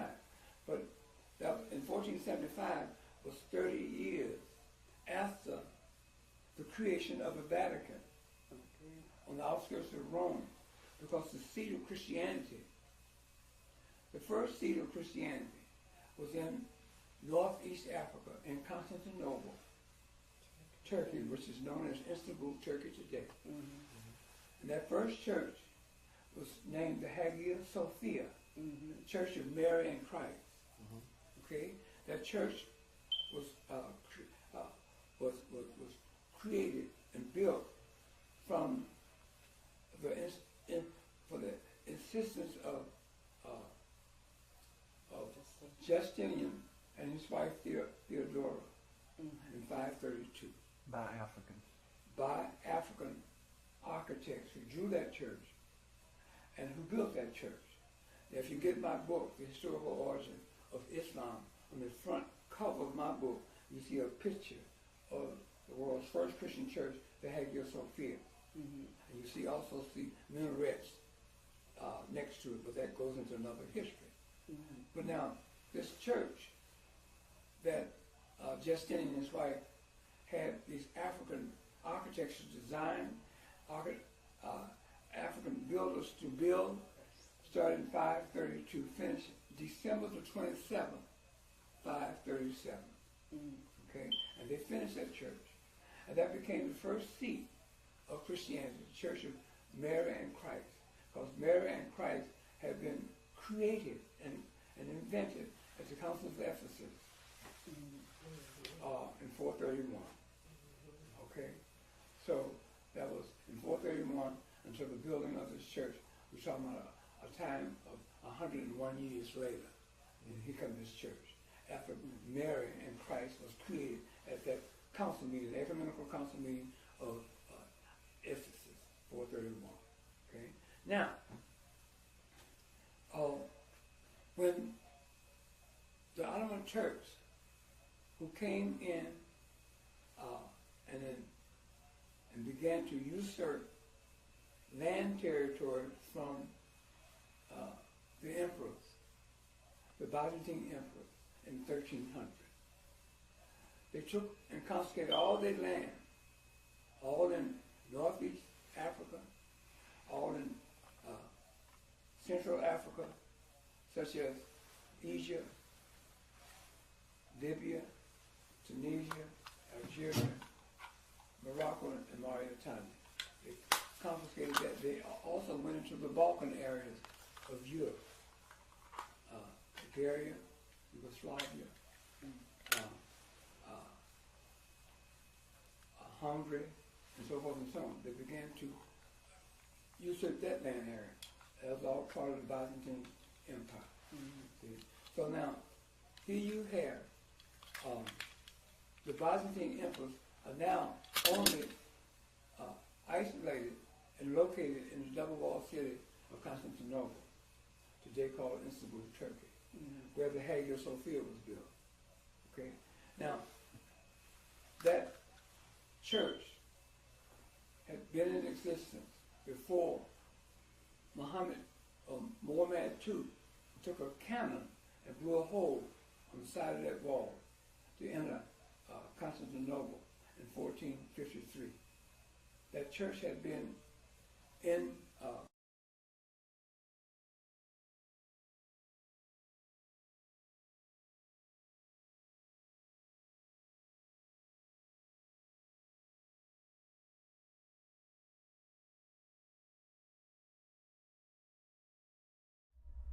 Walter, can you give me some insight into what is the beginning of European history? Yeah, that's a very good question. I think that all African scholars, intellectuals, teachers, and students should know that question, or should know that answer by asking that question. Because one has to realize when you begin to try to research European history, you cannot find any definite beginning dates for the European.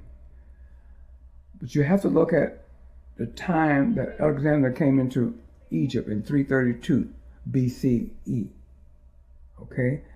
Now, when Alexander came into Egypt in 332 BCE, that was the beginning of European history.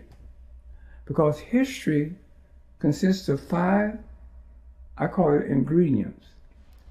And those 5 ingredients are time, people, places, events, and literature.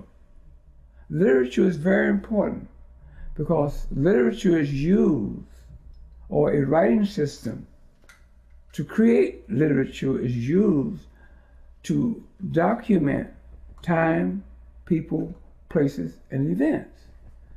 Now, you got to remember also that our ancestors, the ancient Egyptians, those Africans over in Egypt, from their culture came the creation of the world's first alphabet. So therefore, they created the first alphabet ever created for human or mankind. So therefore, they were the only literate people living on planet Earth at that time, because an alphabet makes an individual literate. So without ancestors creating this alphabet, or the world's first created alphabet, because all the other alphabets that are used today is nothing but a derivative of the ancient Egyptian hieratic, demotic, cursive, phonetic alphabet. In my book, The Historical Origin of Christianity, The Historical Origin of Islam, I have an alphabet chart in there. And if the individual will buy either one of those books and look to the extreme left, there's a 3-line column there. And under that 3-line, above that 3-line column, it says Ancient Egypt. That means that those 3 lines represent the writing system of our ancestors, the ancient Egyptians. The very line to your very left of that 3-column alphabet is the hieroglyphic, or the pictorial symbols that our ancestors communicated with during the time of antiquity. And then where the alphabet starts is with the 2nd and 3rd line, which is the hieratic, demotic, cursive, Coptic Egyptian script that is used today. Because when the Greeks came into Egypt, they had no writing system. They were illiterate, uncivilized, and I say savages. And I'm not saying that to criticize anyone. I'm bringing out the facts of the matter about the Greeks. They had no institutions in Greece, nor did they have an institution in Europe. In order to have an institution, you have to have an alphabet to write with. So the only institutions on planet Earth during the time of antiquity, which is ancient times, were the institutions in Egypt during the time of antiquity. So when the Greeks came in 332, which is the beginning of all European history, they came in contact with our ancestors, our Melkite Coptic Egyptian ancestors. And these Melkite Copts were your bourgeois, or they ran the government, and so forth and so on. But you got to also remember that in Egypt, with the high civilization and these Greek Arabs coming in, the Greeks forced the Greek language on our ancestors, and they in turn learned that language and applied an alphabet to the Greek language. Today they call that Greek language an alphabet, and they put it out here as a misnomer to give and insinuate that the Greeks had an alphabet. The Greeks never had an alphabet themselves, but the Greek language our ancestors put an alphabet to. So that's how you get a Greek alphabet, you see. And when the Romans came in, 302 years after the Greek Ptolemaic dynasties ran out, they forced this Italian form of language on our ancestors, the same as the Greeks forced the Greek language on our ancestors. And our ancestors learned that Italian Roman type language and applied an alphabet to it. So today, that's where you get the Latin. And from the Latin comes the English and so forth and so on. And but getting back to Alexander and the Greeks, after coming into Egypt, saw all the beautiful culture that was created by our ancestors, the ancient Egyptians. And they wanted to be made part of that.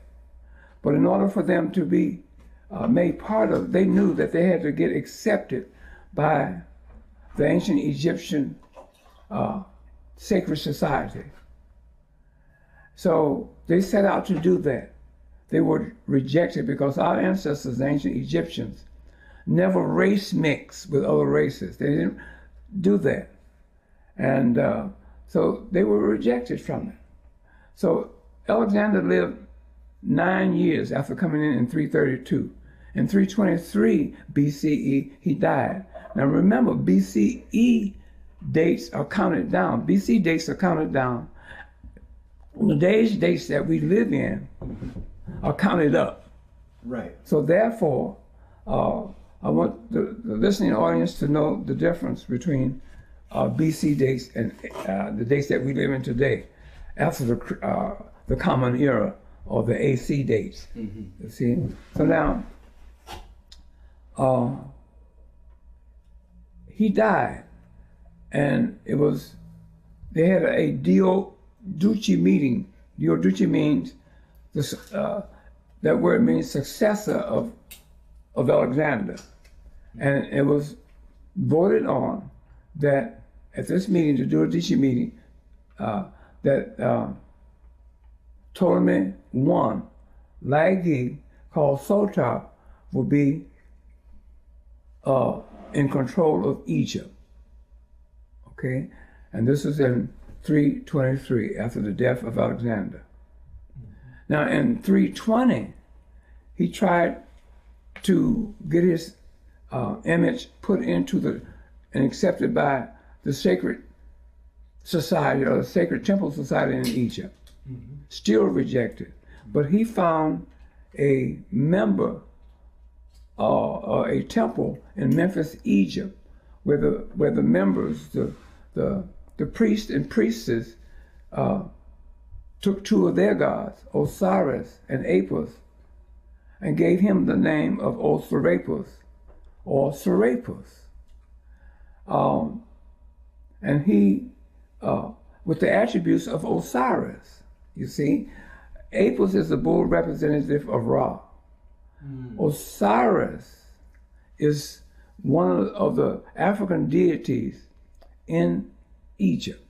You had the African ancient Egyptian divine triad, consisting of Osiris, God the Father, Isis, Goddess Mother, and Heru, the S-U-N, the son of Isis and Osiris. And I'm going to tell you about that as we modulate about that and what happened to that triad.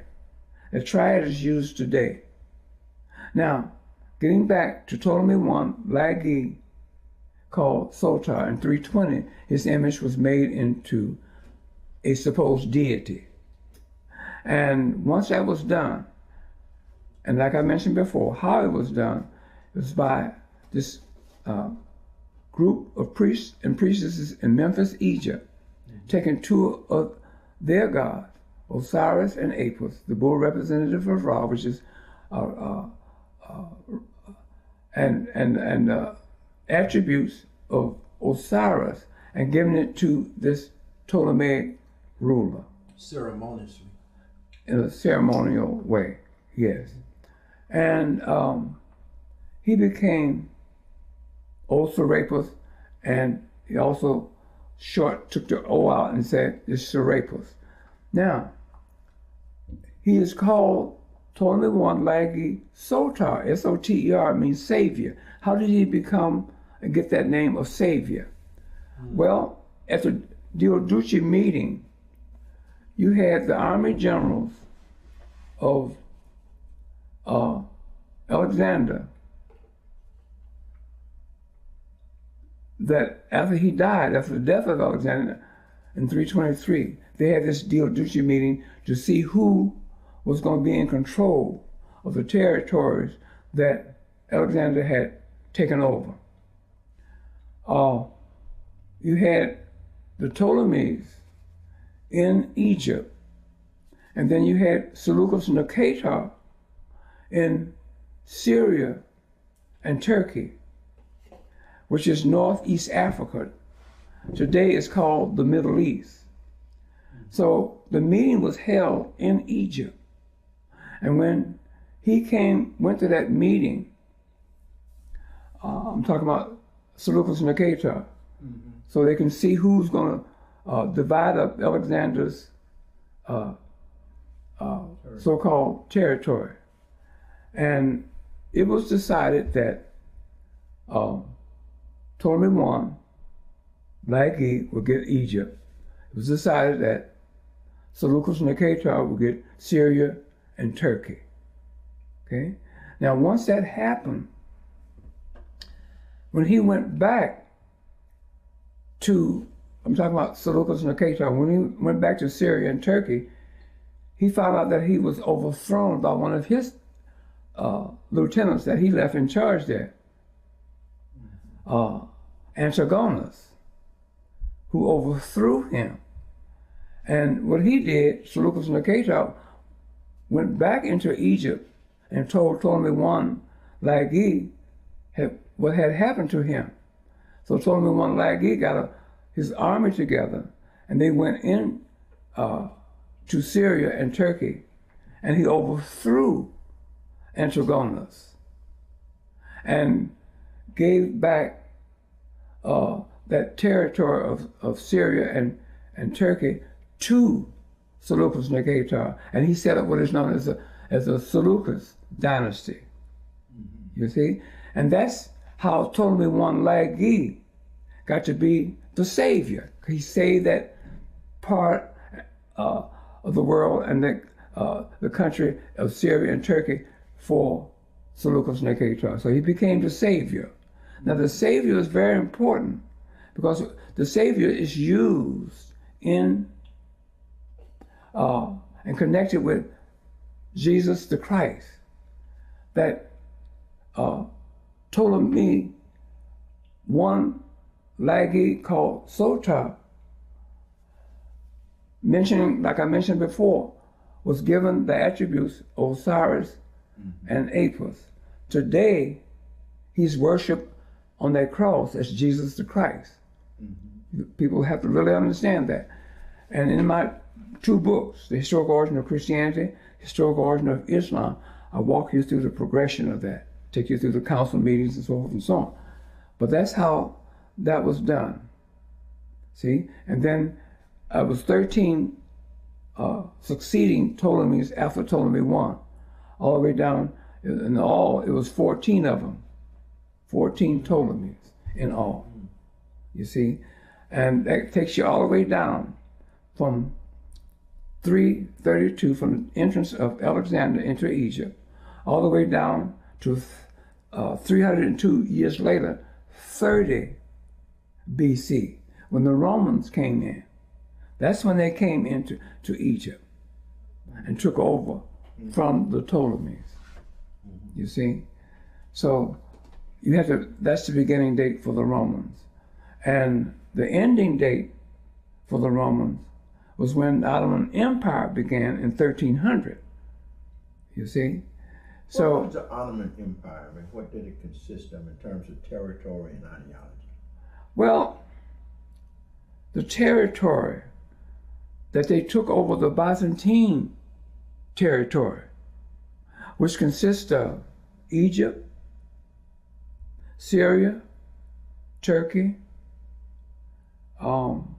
Today, where you get Lebanon, was no Lebanon then until 1922. And you also get Jordan, which was no Jordan until 1929. You get the territory of Iraq, was no Iraq until 1920.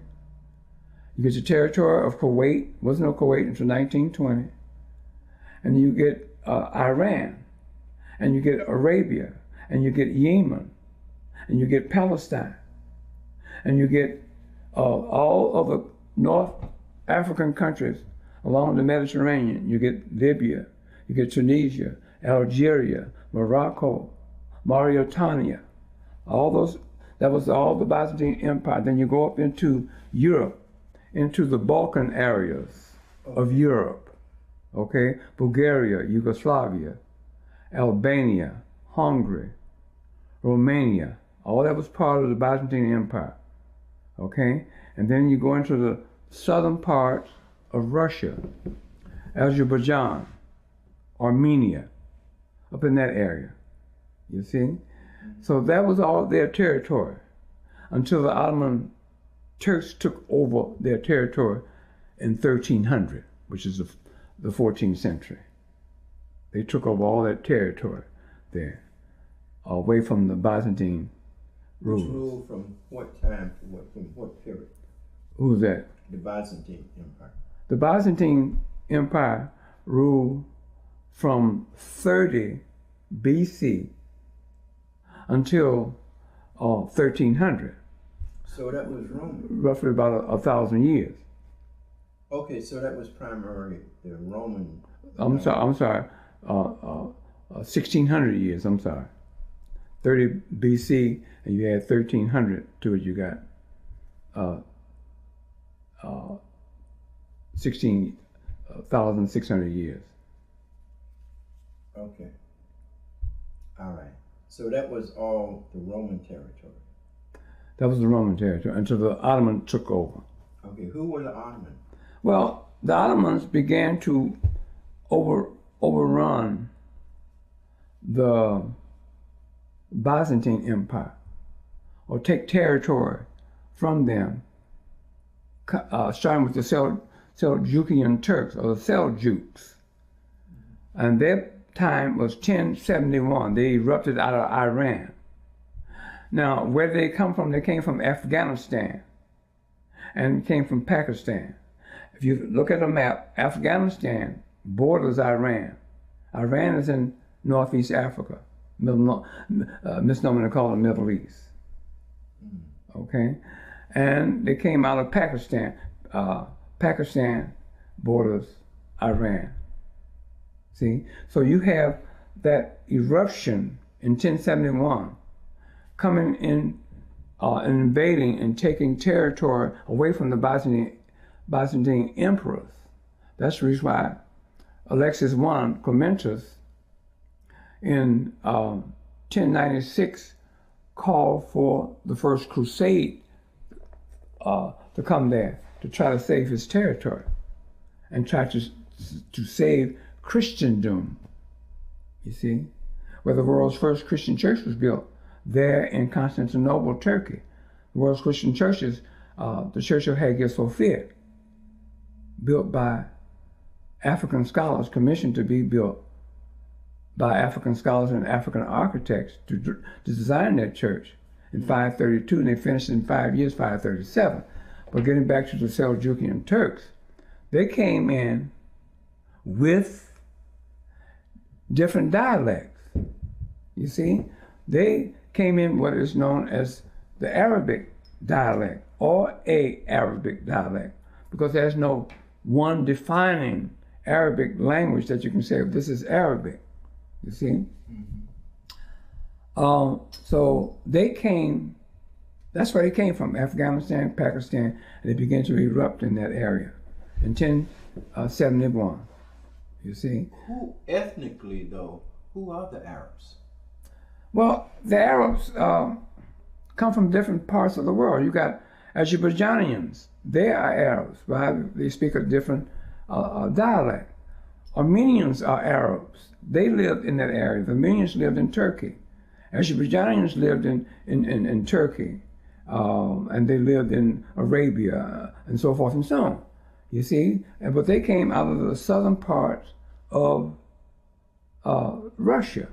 You see, and then you got Afghanistanians, who is part of that what you call that Arab speaking people.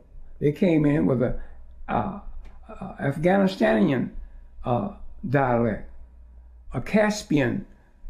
People lived around the Caspian Sea had a dialect, different dialect. You see, you got Iraqi Arabic. You got Egyptian Arabic. You got Arabian Arabic. You got Kuwaiti Arabic. You got Iranian Arabic. You got Jordanian Arabic. See, every location, they speak a different dialect. And then you got Palestinian Arabic. You got Egyptian Arabic. You got Libyan Arabic. Muammar Gaddafi spoke a different language, dialect. You got Tunisian Arabic. And you got Algerian Arabic, Moroccan Arabic, Mauritanian Arabic. So everybody over there, you got all those dialects over there in Africa. They call them the Middle East. Here's the thing. The Moors, by the Moors being the direct descendant of the ancient Egyptians, the word Moor is only a nickname. That's all it is. Mm-hmm. Meaning that the Moor and the ancient Egyptian is one and the same. Mm-hmm. You see? Mm-hmm. Now, by the Moors being a literate people because of their ancestry ties with the ancient Egyptians, mm-hmm. you know? So what they did is that they created a standardized Arabic script for that language, for all those languages. Now, all those languages that I mentioned, spoken by different people, if you put 10 of those people in a room, they couldn't understand each other because they're speaking a different dialect. Mm-hmm. But if they all taught with a standardized alphabet, they can write down what they wanted to say to the next person. And the next person can write down what he wanted to say to the next person by using the standardized Arabic script. Mm-hmm. That was created, that was done by the Moors, did that. You see? Mm-hmm. To all these different Arabs, as we call them today, coming over there in that area of North East Africa and North Central Africa. Mm-hmm. You see? Mm-hmm. So this is where these people emanated from. You see? So first with the Seljukian Turk, then here comes Osmanli, who created what is known as the Ottoman Empire. Okay? He began to come up in 1285, you see, after the Christian era. And the Ottoman Empire did not start until 1300. Let's say 15 years later, they had erected the Ottoman Empire. So that's when the Ottoman Empire started, in 1300. And that Ottoman Empire lasted all the way until after World War I. World War I was 1914 to 1918. And that's when the British toppled the Ottoman Empire in 1918 at the end of, caused the end of World War I to come about. Mm-hmm. Mm-hmm. Yes. You okay? Mm-hmm. Oh. I'm waiting for you. I'm through. Oh. Okay. Now, You got Libya,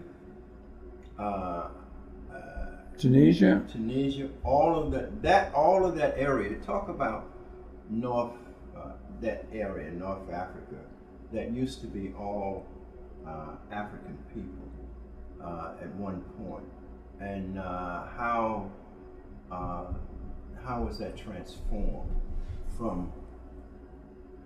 How was it overrun?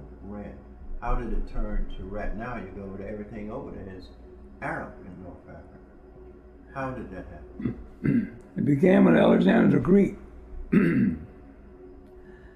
first came to Egypt in 332. After he came in, there was an influx of Europeans coming into that area of the world. Okay, where did they come from? They came out of the Balkan areas of Europe, Bulgaria, Macedonia, Yugoslavia, Albania, Hungary, Romania, etc., over into, crossing the Mediterranean over into North Africa, those North African countries. They began to settle all in there, as well as in Egypt. You see? So that's how that happened. And then when the Seljukian Turks and the Ottoman Empire began, then all those, you had a different influx of people coming in, like I mentioned earlier. And they all settled up along North Africa along with these other Europeans. But they dominated, the Seljukian Turks with these Arabic, as we call it, the Arabic dialects, dominated the Bulgarians or the Balkan Europeans who settled all along North Africa. See, so therefore you get a different mixture there. See, now, what happened to the Egyptians that was in that territory? Where did they go? They were still there, and they. But see, as time went on, centuries went on, the white folks that we know are called Arabs today, they began to overrun them, or let's say, as our African brothers and sisters died out, they replaced them by way of settling there.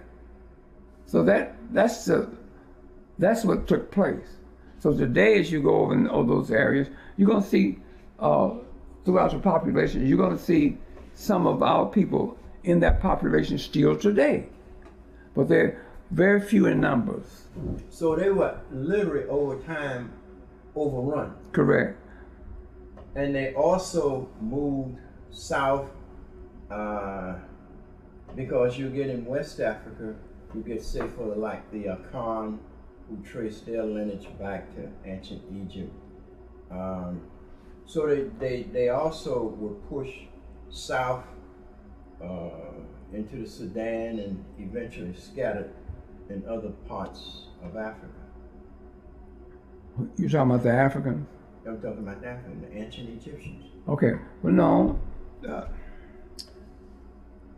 I think it was you that told me one time that if you took a bottle of grape juice, and everybody knows the color of grape juice, and you put it up on the faucet and let clear water run into that grape juice bottle that's full of grape juice, eventually that grape juice won't be blue anymore. It'll be clear, right? Mm-hmm. So this is what happened over in that area. Mm-hmm. You see? Mm-hmm. So you see, they came in and stayed where our people and lived among our people, but our people died out. But no more Africans came in after that. Mm-hmm. You see? So that's what happened over in that territory of the world.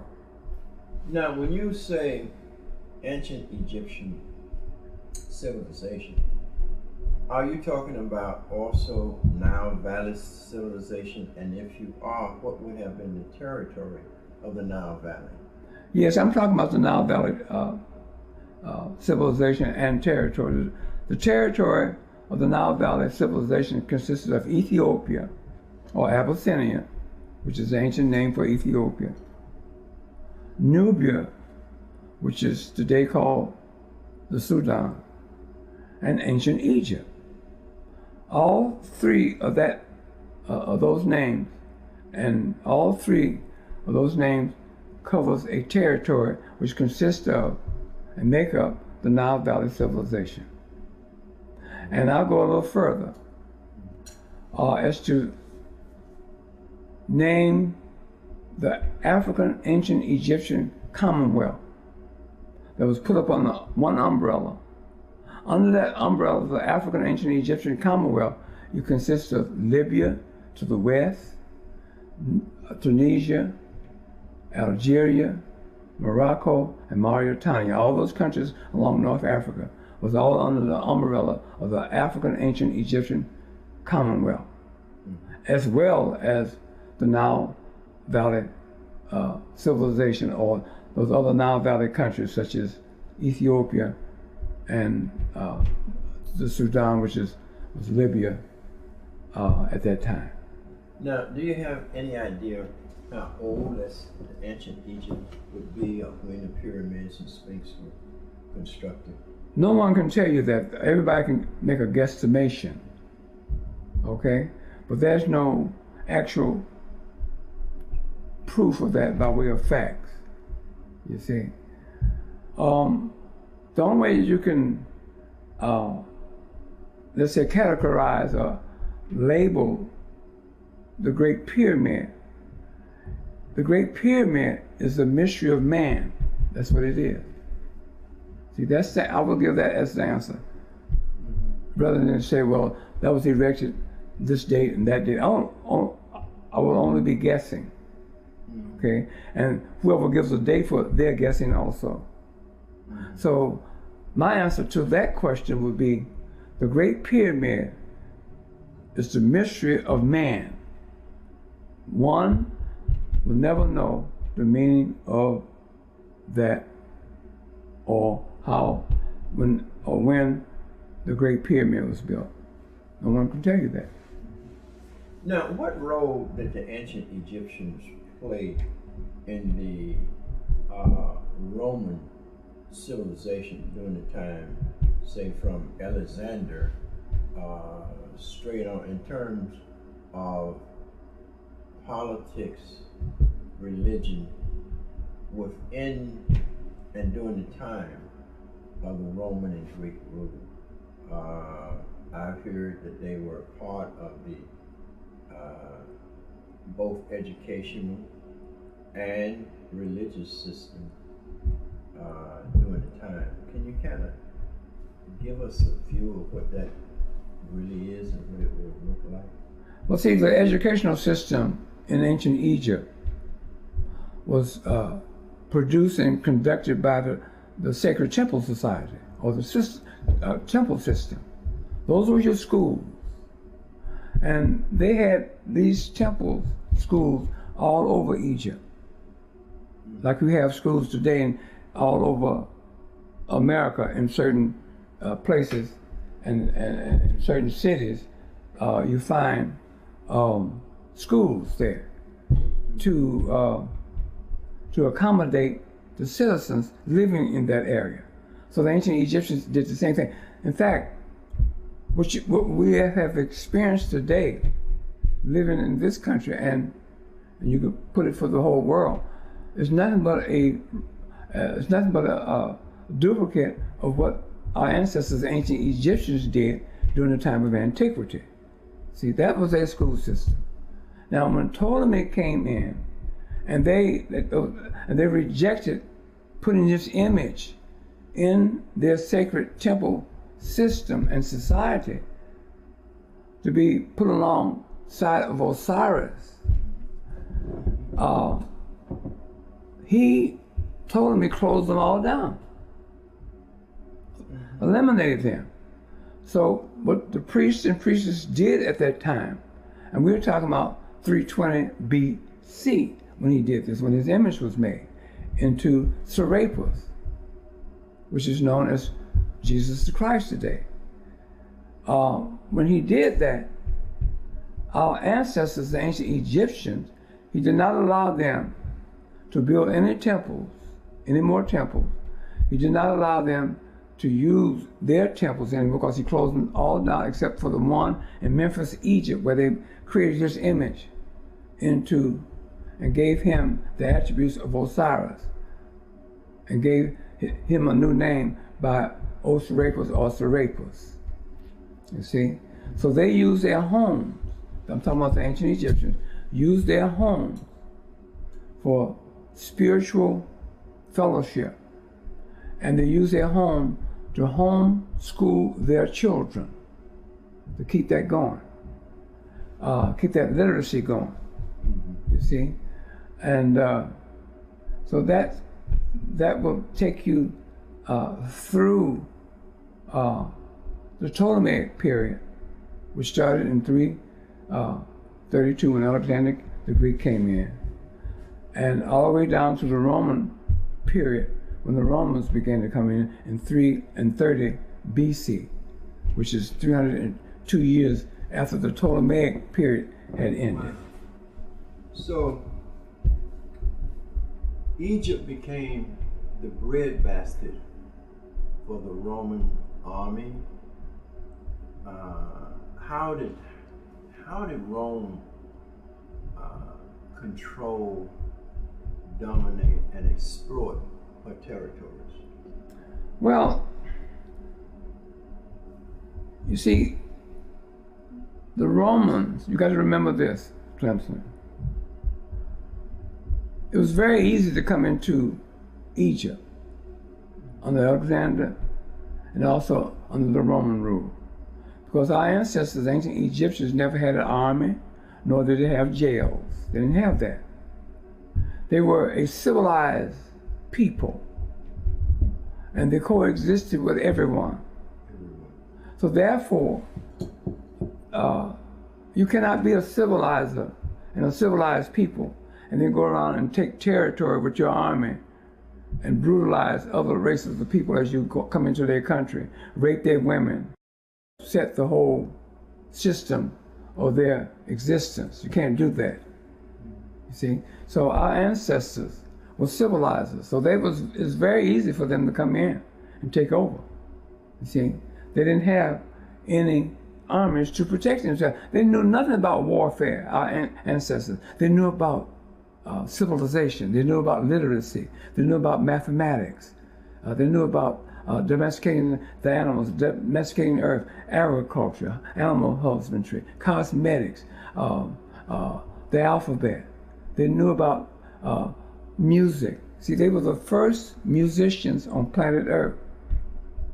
That's a very important thing for one to know that. Talk about that. What I just want to throw it out there because some people don't realize what music really entails when you begin to look at its mathematical structure.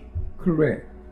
When you look at the mathematical structure of music, I'm talking about organized music, okay? You're a musician. I'm a musician.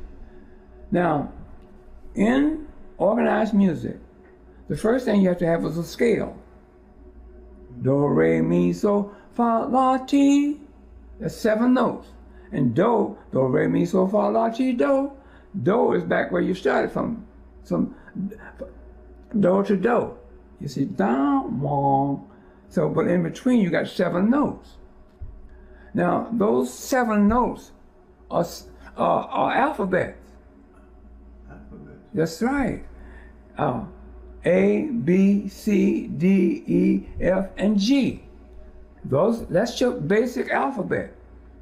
And then, who created the world's first alphabet? The ancient Egyptians, our ancestors. So therefore, that's the base foundation of all organized music. You see? Now, they also created mathematics. In order to build the Great Pyramid or anything, the Sphinx or anything that you build, you have to know mathematics. Right. So therefore, what's in music, organized music, is mathematics. You see? You got to have 8 bars to music, or 16 bars, 32 bars, so forth and so on. That's how you count your meters, by way of the alphabet. Also, in music, you have symbols. You had the symbols were being used in ancient Egypt. They call them hieroglyphs. Those are symbols. So in music, you have the sharp symbol, the flat symbol, you have the musical clef, you have different symbols.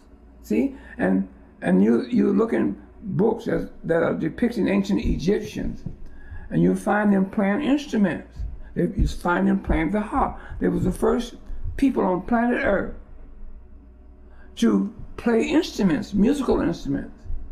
See? So you see them playing the harp, you see them playing with what looks like a banjo, string instrument. You see them blowing a flute, a lute, tambourine, all of that is part of music. So they were your first musicians on planet Earth. Why? Because they created, organized, constructive music. See? Based on their culture of creating the alphabet, mathematics, and using symbols for communication. So that's your structure right there for music. They were your first musicians on planet Earth, and they created and built instruments to play their music. So they were the first musicians. And a lot of brothers and sisters in the African community, they don't realize that, which is, I'm not blaming them for that. You know, it just came to me about 3 years ago. By me being a musician, I'm sitting there thinking about music and so forth and so on, and then the light bulb came on. Now, coming out of that same understanding, could they have used music to manipulate weights and even to create force from music that they could have lift weights or move things, just like you can hit a note and break a glass? You're talking about levitation. Levitation. Do you think that could have been done with music? I don't know, Clemson. I'll be sitting here telling you something I don't know nothing about. Okay, then let's move on. I asked you the role of the ancient Egyptians within the Roman dominated, within the Roman politics, in terms of its, say, within the religious structure. You can elaborate on that. But I'd heard that there were African popes and so forth. So maybe you can kind of develop the role that the ancient Egyptians may have played within Roman society.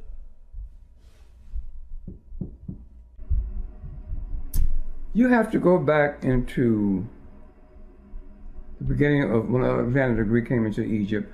You also have to go back during the time of the Romans first came into ancient Egypt. And you got to realize that they had no alphabet to develop themselves from where they came from. And they came in contact, or when they came in contact with our ancestors, the ancient Egyptians, that's when they began to develop. They did not develop in Europe. Europeans did not develop in Europe. They developed in Egypt and Northeast Africa, okay, during the time of antiquity.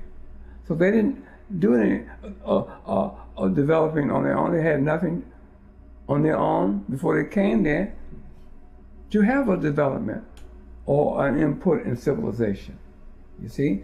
So it was them coming around, our ancestors, emulating our ancestors. And at that point, they began to develop. Now, getting back to the Melkite Coptic Egyptians who was running the government over there in ancient Egypt. That's who they came around And that's who they began to develop themselves around, okay? And going back to Ptolemy I Laguerre, called Sotar, the word S-O-T-R means Savior. And you spoke about the religious system over there, okay? The Greeks, under the Ptolemy and Alexander the Greek, wanted to be made part of the ancient Egyptian sacred temple society. He wanted his image, or their image, to be put into those temples. So when that temple in Memphis, Egypt, used two of their deities,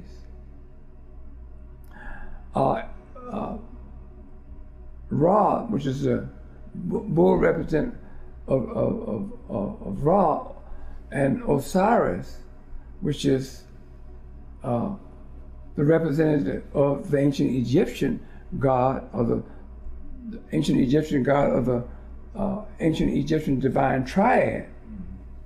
Say Osiris, Isis, and Haru. Giving that name to Ptolemy, which is Serapis, the old Serapis, giving that Ptolemy ruler the attributes of Osiris. And I had told you how the name Sotar earlier got to be attached to this Ptolemy. Okay? Now, once that was done, we get into the religious system now. See, you got to remember, our Melkites created this image to try to appease the Greeks and the Romans. Okay? They didn't do it for themselves. See, our ancestors, the Melkite Coptic Egyptians, created the foundation for Christianity as we know it today. But you won't get what they created out of today's Christianity. Because Christianity today, the people all over the world who are Christians, they're getting European Christianity. They don't get to they don't get to know the people who created the foundation and the tenets of Christianity, which was the Melkite Coptic Egyptians, our ancestors. Now, when this image of Ptolemy was given the name Osiris or Serapis, the Greeks tried to get this Serapis image accepted into the sacred society in Egypt, like I mentioned before. They refused that. Refused that image. They refused to bring him in because they didn't race mix. So what he did, he closed down all the temples. They didn't race mix? No, sir. They didn't race mix. And he closed down all the temples as a result of that. But he still tried to get our ancestors to accept that image. In fact, like I said, from the time of Ptolemy I Laguerre all the way down to 13 other Ptolemies, you had a total of 14 Ptolemies. They all tried to get our ancestors to accept that image into their sacred society. Even though they didn't do it, Ptolemy closed down all the temples. They began to use their homes, like I mentioned before, to homeschool their children and to meet on a social basis and spiritualize with each other. Okay? So let's modulate through the Ptolemaic system.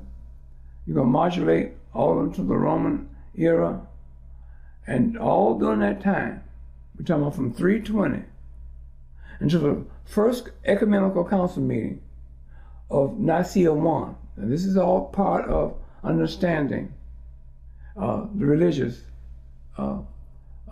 system that was being created there by the Melkites for the Europeans. Now this is done for the Europeans, not for our ancestors. Yeah. Right. So therefore, you're going to modulate from 320 all the way up into 325 after the Common Era, okay, which is a total of 645 years, because BC dates you count down the days they should be living will come up. See? So therefore, you're talking about 645 years, okay? And they tried to get our ancestors in the secular Coptic Egyptian community to accept this image, and they refused to do it. Okay? Now, you're going to come up, and I'm the only one that I know that's talking about it in my book, Historical Origin of Christianity. There were 3 historical events that brought about the creation of the Ecumenical Council of Nicaea I, 325, the world's first religious council meeting ever held.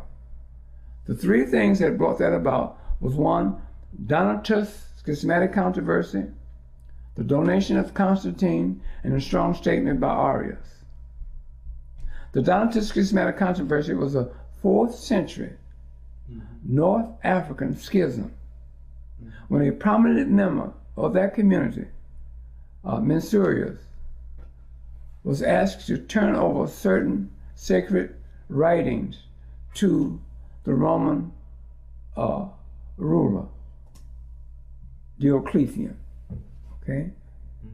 And he did that against the advice of Bishop Donatus and against the advice of the Metropolitan Bishop Secundus, okay? And that is called, and known in history as the Donatus schismatic controversy. An individual can look it up by studying history. The second historical event that caused the Council of Nicaea I to come about is the donation of Constantine, which is very important. The donation of Constantine. Constantine was your Roman occupier in Syria and Turkey and in Egypt at that time. After seeing what happened with the schism in North Africa among the Coptic secular community, which I just mentioned is known in history as the Donatus schismatic controversy, he came up with a bright idea. Now, all this time, the 645 years, they've been trying to get, these Greek and Roman rulers, been trying to get our ancestors in the Coptic secular community to accept this white image called Serapis, which is nothing but the image of Ptolemy I Laiki, to accept that image as a god. They refused it. So here comes Constantine with a bright idea. He said, now, since that community is split because of the Donatus schismatic controversy, I can now go in and find a member in the secular community and offer him a deal. That offer was, and is known in history as the donation of Constantine. Constantine found a member in the secular community by the name of Sylvester I. And he told Sylvester, I will give you my imperial power over your community on a temporal basis if you get your people in the Coptic Egyptian secular community to accept Serapis as a god. And all I want you to do is to baptize me in your community where I have no authority, because I'm giving you all my imperial authority over your people in the Melkite community as well as the secular community. You will be the head HNIC. And everybody knows in the African community what the HNIC means. Okay? So Sylvester accepted that. He said, all I want you to do is baptize me so I can be part of your community. I have no authority over your community. You do. Okay? And that is called, and known in history as a donation of Constantine. Now, Arius, the third historical event, in history that caused the Council of Nicaea 1, 325 to come about was a strong statement by Arius. Arius, after seeing what Constantine had offered to Sylvester I, Arius said that Serapis was a created creature, dissimilar from the Father. Now, who is the Father? The Father is Osiris. You go back to the ancient Egyptian divine triad of Osiris, God the Father, Isis, the goddess mother, and Horus or Haru, the S-U-N, the son of Osiris or Osar, and Isis or Set. He is the son of those two. It makes up the ancient Egyptian divine triad. Now, Arius said that this image of Serapis is known today as Jesus the Christ. I'm going to tell you how that came about. Was a created creature, dissimilar from the Father, which is the Father is Osiris, and Osiris is God and the Father. You see, dissimilar from Osiris, a perfect creature, but a creature nevertheless. And all three of those things, Donatus, schismatic controversy, the donation of Constantine, and the strong statement by Arius, caused the Melkite Coptic Egyptians to call the first ecumenical council meeting. People think that Constantine did that. Constantine didn't do that. He had no authority to do that. He gave it away. He gave his authority away to Sylvester I. So it was Sylvester, the Coptic Egyptian. Now he's a part of the Melkite Egyptians now, who called that meeting of Nicaea I. And all ecumenical council meetings took place in Turkey. There were 9 ecumenical council meetings that took place in Turkey. So this was the first one. Now this is what they did, Clemson. I want the listening audience to do this. I want you to take a piece of blank paper, and I want you to write this on this paper. The ancient Egyptian divine triad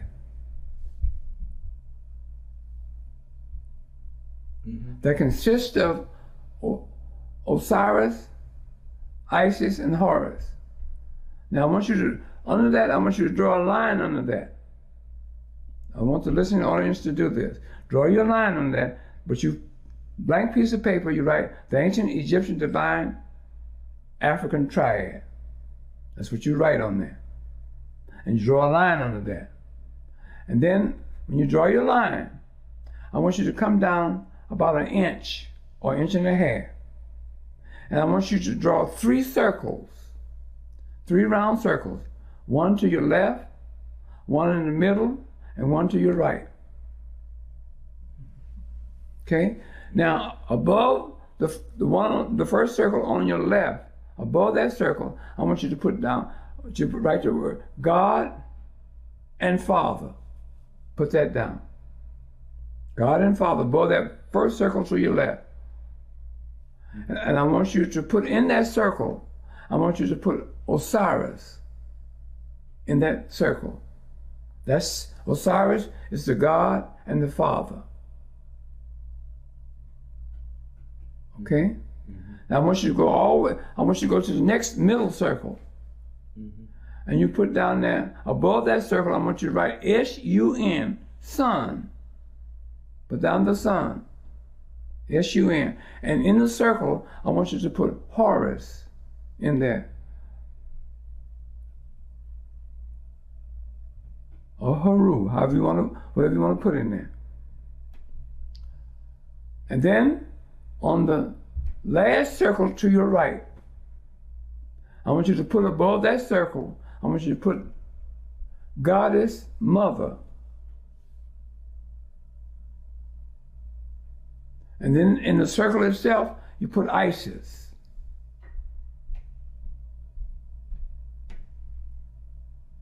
You got that? Okay, now, you got the 3 African ancient Egyptian gods of ancient Egypt. Okay? Let me ask you, how did they become gods? How did that begin? That Osiris, Isis, and Horus were set up as gods? Do you? And goddesses? Yes. And that represent the family of ancient Egypt. That was done by the ancient Egyptians themselves for the sole purpose of their temple, sacred temple society. Okay, they had other gods too now, but these were your main 3 gods. You see, that represented a family, a unit. You see, right. So that is so far as I can go with it. Okay. It's because if I elaborate more, then I'll be talking something that I'm guessing. You know. So now, let's get back to this. This is very important. Yes. Okay? Now, the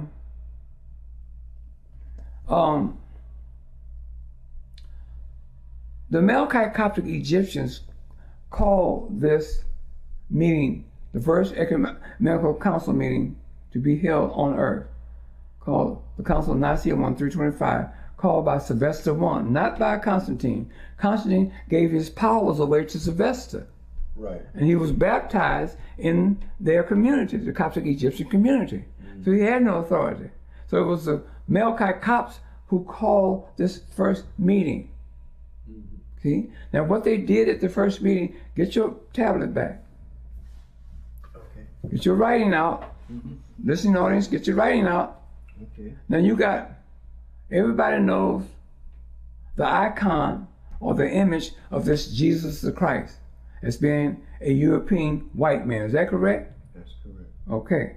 Now take that image, this white image, and you mark out, go in the middle and take out Haru. Just draw X to it. Okay? And take out, up above, he was the sun, right? Yeah. Cross that out. Okay? Now you got this white image that they call Serapis, is that right? Right. That is known today as Jesus the Christ, is that correct? They put him in Haru's place, or Horus's place. They put the S-O-N in there, this white image, by taking out this African image of Haru, which is the son of Osiris and Isis, right? So this white image became the son of Osiris and Isis. This is what our Melkite Coptic misguided Egyptian ancestors did in order to appease the Europeans, to try to get them a deity. I can see it. You see that? Yeah. Bring your, don't put your tablet down, not through. Oh, okay. Keep it there. Yeah. So he put, now you've heard the term that Jesus the Christ is the Son of Man. Yes. Man can only create creatures. Yeah. Man by himself cannot create anything with life in it by himself. A female by herself cannot create anything with life in it. Right. But the two together, having a sexual union together, they can procreate. Is that correct? That's correct. Getting back to the term that everybody, I assume, has heard, that Jesus the Christ is the Son of Man. Man can only make by himself creatures. Man cannot make by himself anything with life in it. A female by herself cannot make anything with life in it. The man and the woman's got to be united in a sexual unit, endeavor. And from that encounter, of the man and the woman, procreation comes. Humans come from that. But man cannot make anything with life in it by himself, the same as a woman.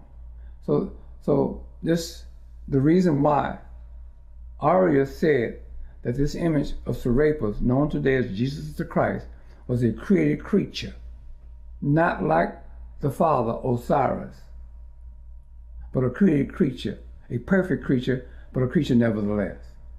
So now, with the insertion of this Serapis, this white image, who took the place of Haru, the son of Osiris and Isis, the African son, the S-U-N of Osiris and Isis, with the insertion of this white image of Serapis. Now Osiris, who's an African, Isis, who's an African, has a white son. And the Melkites did this, and they said, when it was done, that Serapis and Osiris was one and the same. In other words, God the Father, which is Osiris, God the Son, which is Serapis, the same. It's called the Homogeneous Creed. Okay? God the Father, God the Son, the same. Okay? Now, it's called, today that creed is called the Apostles' Creed. But that's the origin of the creed, which is the Homogeneous Creed.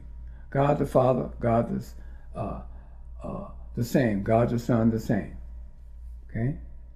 Now, we're going to move up 56 years later to 381 at the Council, Ecumenical Council of Constantinople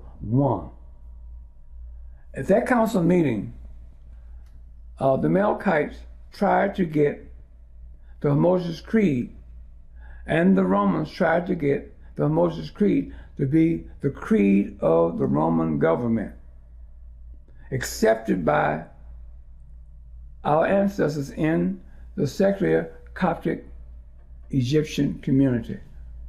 They refused to accept that creed, because if they accepted that creed, then they would be accepted Serapis. They didn't want to do that. So the argument still went on. Now, we're going to come up 751 years after that image of Serapis was made at the Council of Ephesus in 431. At the Council of Ephesus, get your papers and your pad back out, everyone. At the Council of Ephesus, the argument was going on by the Monophysites, saying that Serapis, which is this white image, which is now the son of Osiris and Isis, was a created creature with an Osiris-like spirit, but no human nature. This is the key. You say, okay, you got an Osiris-like spirit, but you don't have no human nature. That's the argument. Nestorius was a Monophysite. He did not accept the Theotokos, and I'm gonna get to that. Now, in order to have a human nature, one has to be born through the body of a female. Is that correct? That's right. Okay. What they did to get Serapis, which is a created creature created by man, no human being, only with the attributes of Osiris, they went back into the ancient Egyptian divine triad, and they took Isis out of there, and they created a created creature called the Virgin Mary. Okay? Now cross out over there Isis, cross out Isis. Okay?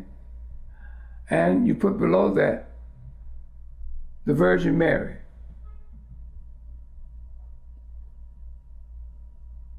these Melkite Coptic Egyptians gave this created creature made by them the attributes of Isis in order for this Serapis created creature to have a human nature. And they gave this created creature, the Virgin Mary, the title of Theotokos, and that word Theotokos means the Mother of God. And this is when Nestorius, who was a member of the secular Coptic Egyptian community, said he could not accept that title of Theotokos for this Virgin Mary, Mother of God. the Mother of God. Now, what the Melkite Coptic Egyptians did with these two created creatures, you got the Virgin Mary with the attributes of Isis. You got this created creature, Serapis, with the attributes of Osiris. They amalgamated the two together in order for this created creature, Serapis, to have a human nature through a mother. Okay? And once that amalgamation was done, the Melkite Coptic Egyptians speaking Greek said that this is the Christos. Right. And in English, the Christos means this is the Christ. So this is how this Christ, he's no longer Serapis anymore. Now he's Christ. You got that? Right. Yes. Now, Christ is white, European. The Virgin Mary, his mother, is a European. You see? Now, you got one last deity in the African ancient Egyptian divine triad. Is that correct? Yeah, right. You got Osiris or Asar. Yeah. Okay? Right. Okay. Horus, I'm saying. Horus has been taken out. He's now Christ. Okay. See, I took Horus out, the first of the ancient Egyptian divine triad members. I took him out and replaced Horus, the S-U-N, the sun, with the S-O-N, this white image of Serapis that's known today as Jesus the Christ. Then let me ask you this. Wait, Okay, I'm sorry. before you, I'm at a point. Now you got two of the African deities in that African ancient Egyptian divine triad removed, right? Yes. And replaced by white images. All created creatures created by the Melkites. The Virgin Mary is a created creature. Her title of Theotokos was given to her, all created. Serapis was a created creature. And they amalgamated those two created creatures together in order for Serapis to have a human nature by way of coming through a woman, a female. Yeah. So now you only have one African deity left in that triad. Is that correct? Yeah. That's Osiris. Is that right? That's correct. So our Osiris now got a white son and a white replacement of female that replaced Isis. Is that right? That looks funny, doesn't it? People will question that, right? Right. You know what they did? The Melkite Coptic Egyptians did to Osiris? They made him invisible, incorporeal. The word incorporeal means invisible. So now people say they pray to God. Is that right? They have no image of God. You put 10 people in a room and say, give me your interpretation of God. You have 10 different interpretations. No one ever seen God. It's invisible, incorporeal. But now, they have a story that this invisible God, which is Osiris, sent his only begotten son to save the world from sin, which is a corporal, visible icon of a white image of a Jesus the Christ. Is that right? That is correct. So that's how they wiped out, the Melkite wiped out the ancient Egyptian African divine triad. Wow. Now, people would say, but was Osiris, did he have a mother? Was he born of a female? Horus, Osiris, Isis, which were the ancient Egyptians' gods. So did they come through the womb of a woman? I can't answer that. The reason being is that the ancient Egyptians had a symbolic society and culture. A lot of things are symbolic. And if I would do the listening audience a disservice if I tried to go into that, answer that. No, I can't answer that. Okay. Okay? And nobody else can answer that. I don't care how much education Why they is have. that nobody can answer that? Because of the symbolic culture and civilization that the ancient Egyptians had. Can anybody tell you how they built the Great Pyramid? No. It's called the mystery of mankind. Can anybody tell you how they built the Sphinx? The body of the Sphinx is 1 city block long, 6 stories high with an African face carved in stone. They can't tell you that. Called the mystery of mankind. How they took those stones of 490 feet in the air, weighing 250 tons each. 2 million of them. Right. How they did it. It's called the mystery of life. Nobody can answer that. They come along and give you a theory, but that's not no proof of the theory. You believe it, disbelieve it, or be neutral. You see? So I'm not going to sit here and tell you I know how they did it or where Osiris, Isis, and Horus came from. I can't tell you that. Mm-hmm. But okay. They were here when the European came. Oh, when he came over in Egypt? Yeah. Of course. They had been used in their, like I mentioned before, in the sacred society in their temples. That was their African, ancient Egyptian divine gods. They made up the ancient Egyptian divine triad. Now, from there, he is the European Jesus has completely replaced, and those councils have more or less developed that. But see, go ahead. No, those councils have ordained it. Same thing, yeah. To be so. Yeah, well, all I'm saying to you, Clemson, let me stay on this roll now. Don't ask me no questions. Okay, please, roll. Okay. Roll. Because I'm on a roll now. Okay, all right. Because I got my question. the people, you can get your question at the end of when I say I'm through with it. Okay, all right. Okay. Then you can edit all this stuff out what we're talking right now. Now, when so now Osiris is now invisible. You see? He is God. People are praying to God. Okay? They don't understand about God. You see? God is a man. That's all God is. Okay? God is a female. God and female is humanity. It's all part of creation. But I'm going to get into that later on. Yeah. But let me finish this. So now, I hope one can see how this Jesus the Christ, or this Christ came about. Mm-hmm. See, that's how they did. Now, 20 years later, at the Council of Chalcedon, 451, right, the question was still going on, and the argument was still going on about the human nature of Christ now, no longer Serapis, it's Christ now. So at that council meeting called the Council of Ephesus, 451, like I said, all council meetings were held in Turkey. At that council meeting, they took 2 words to try to get this image of Christ, a human nature. The first word was persopon, person. A person, if you look it up, is a human being. Mm-hmm. And then the next word they use, substantiality.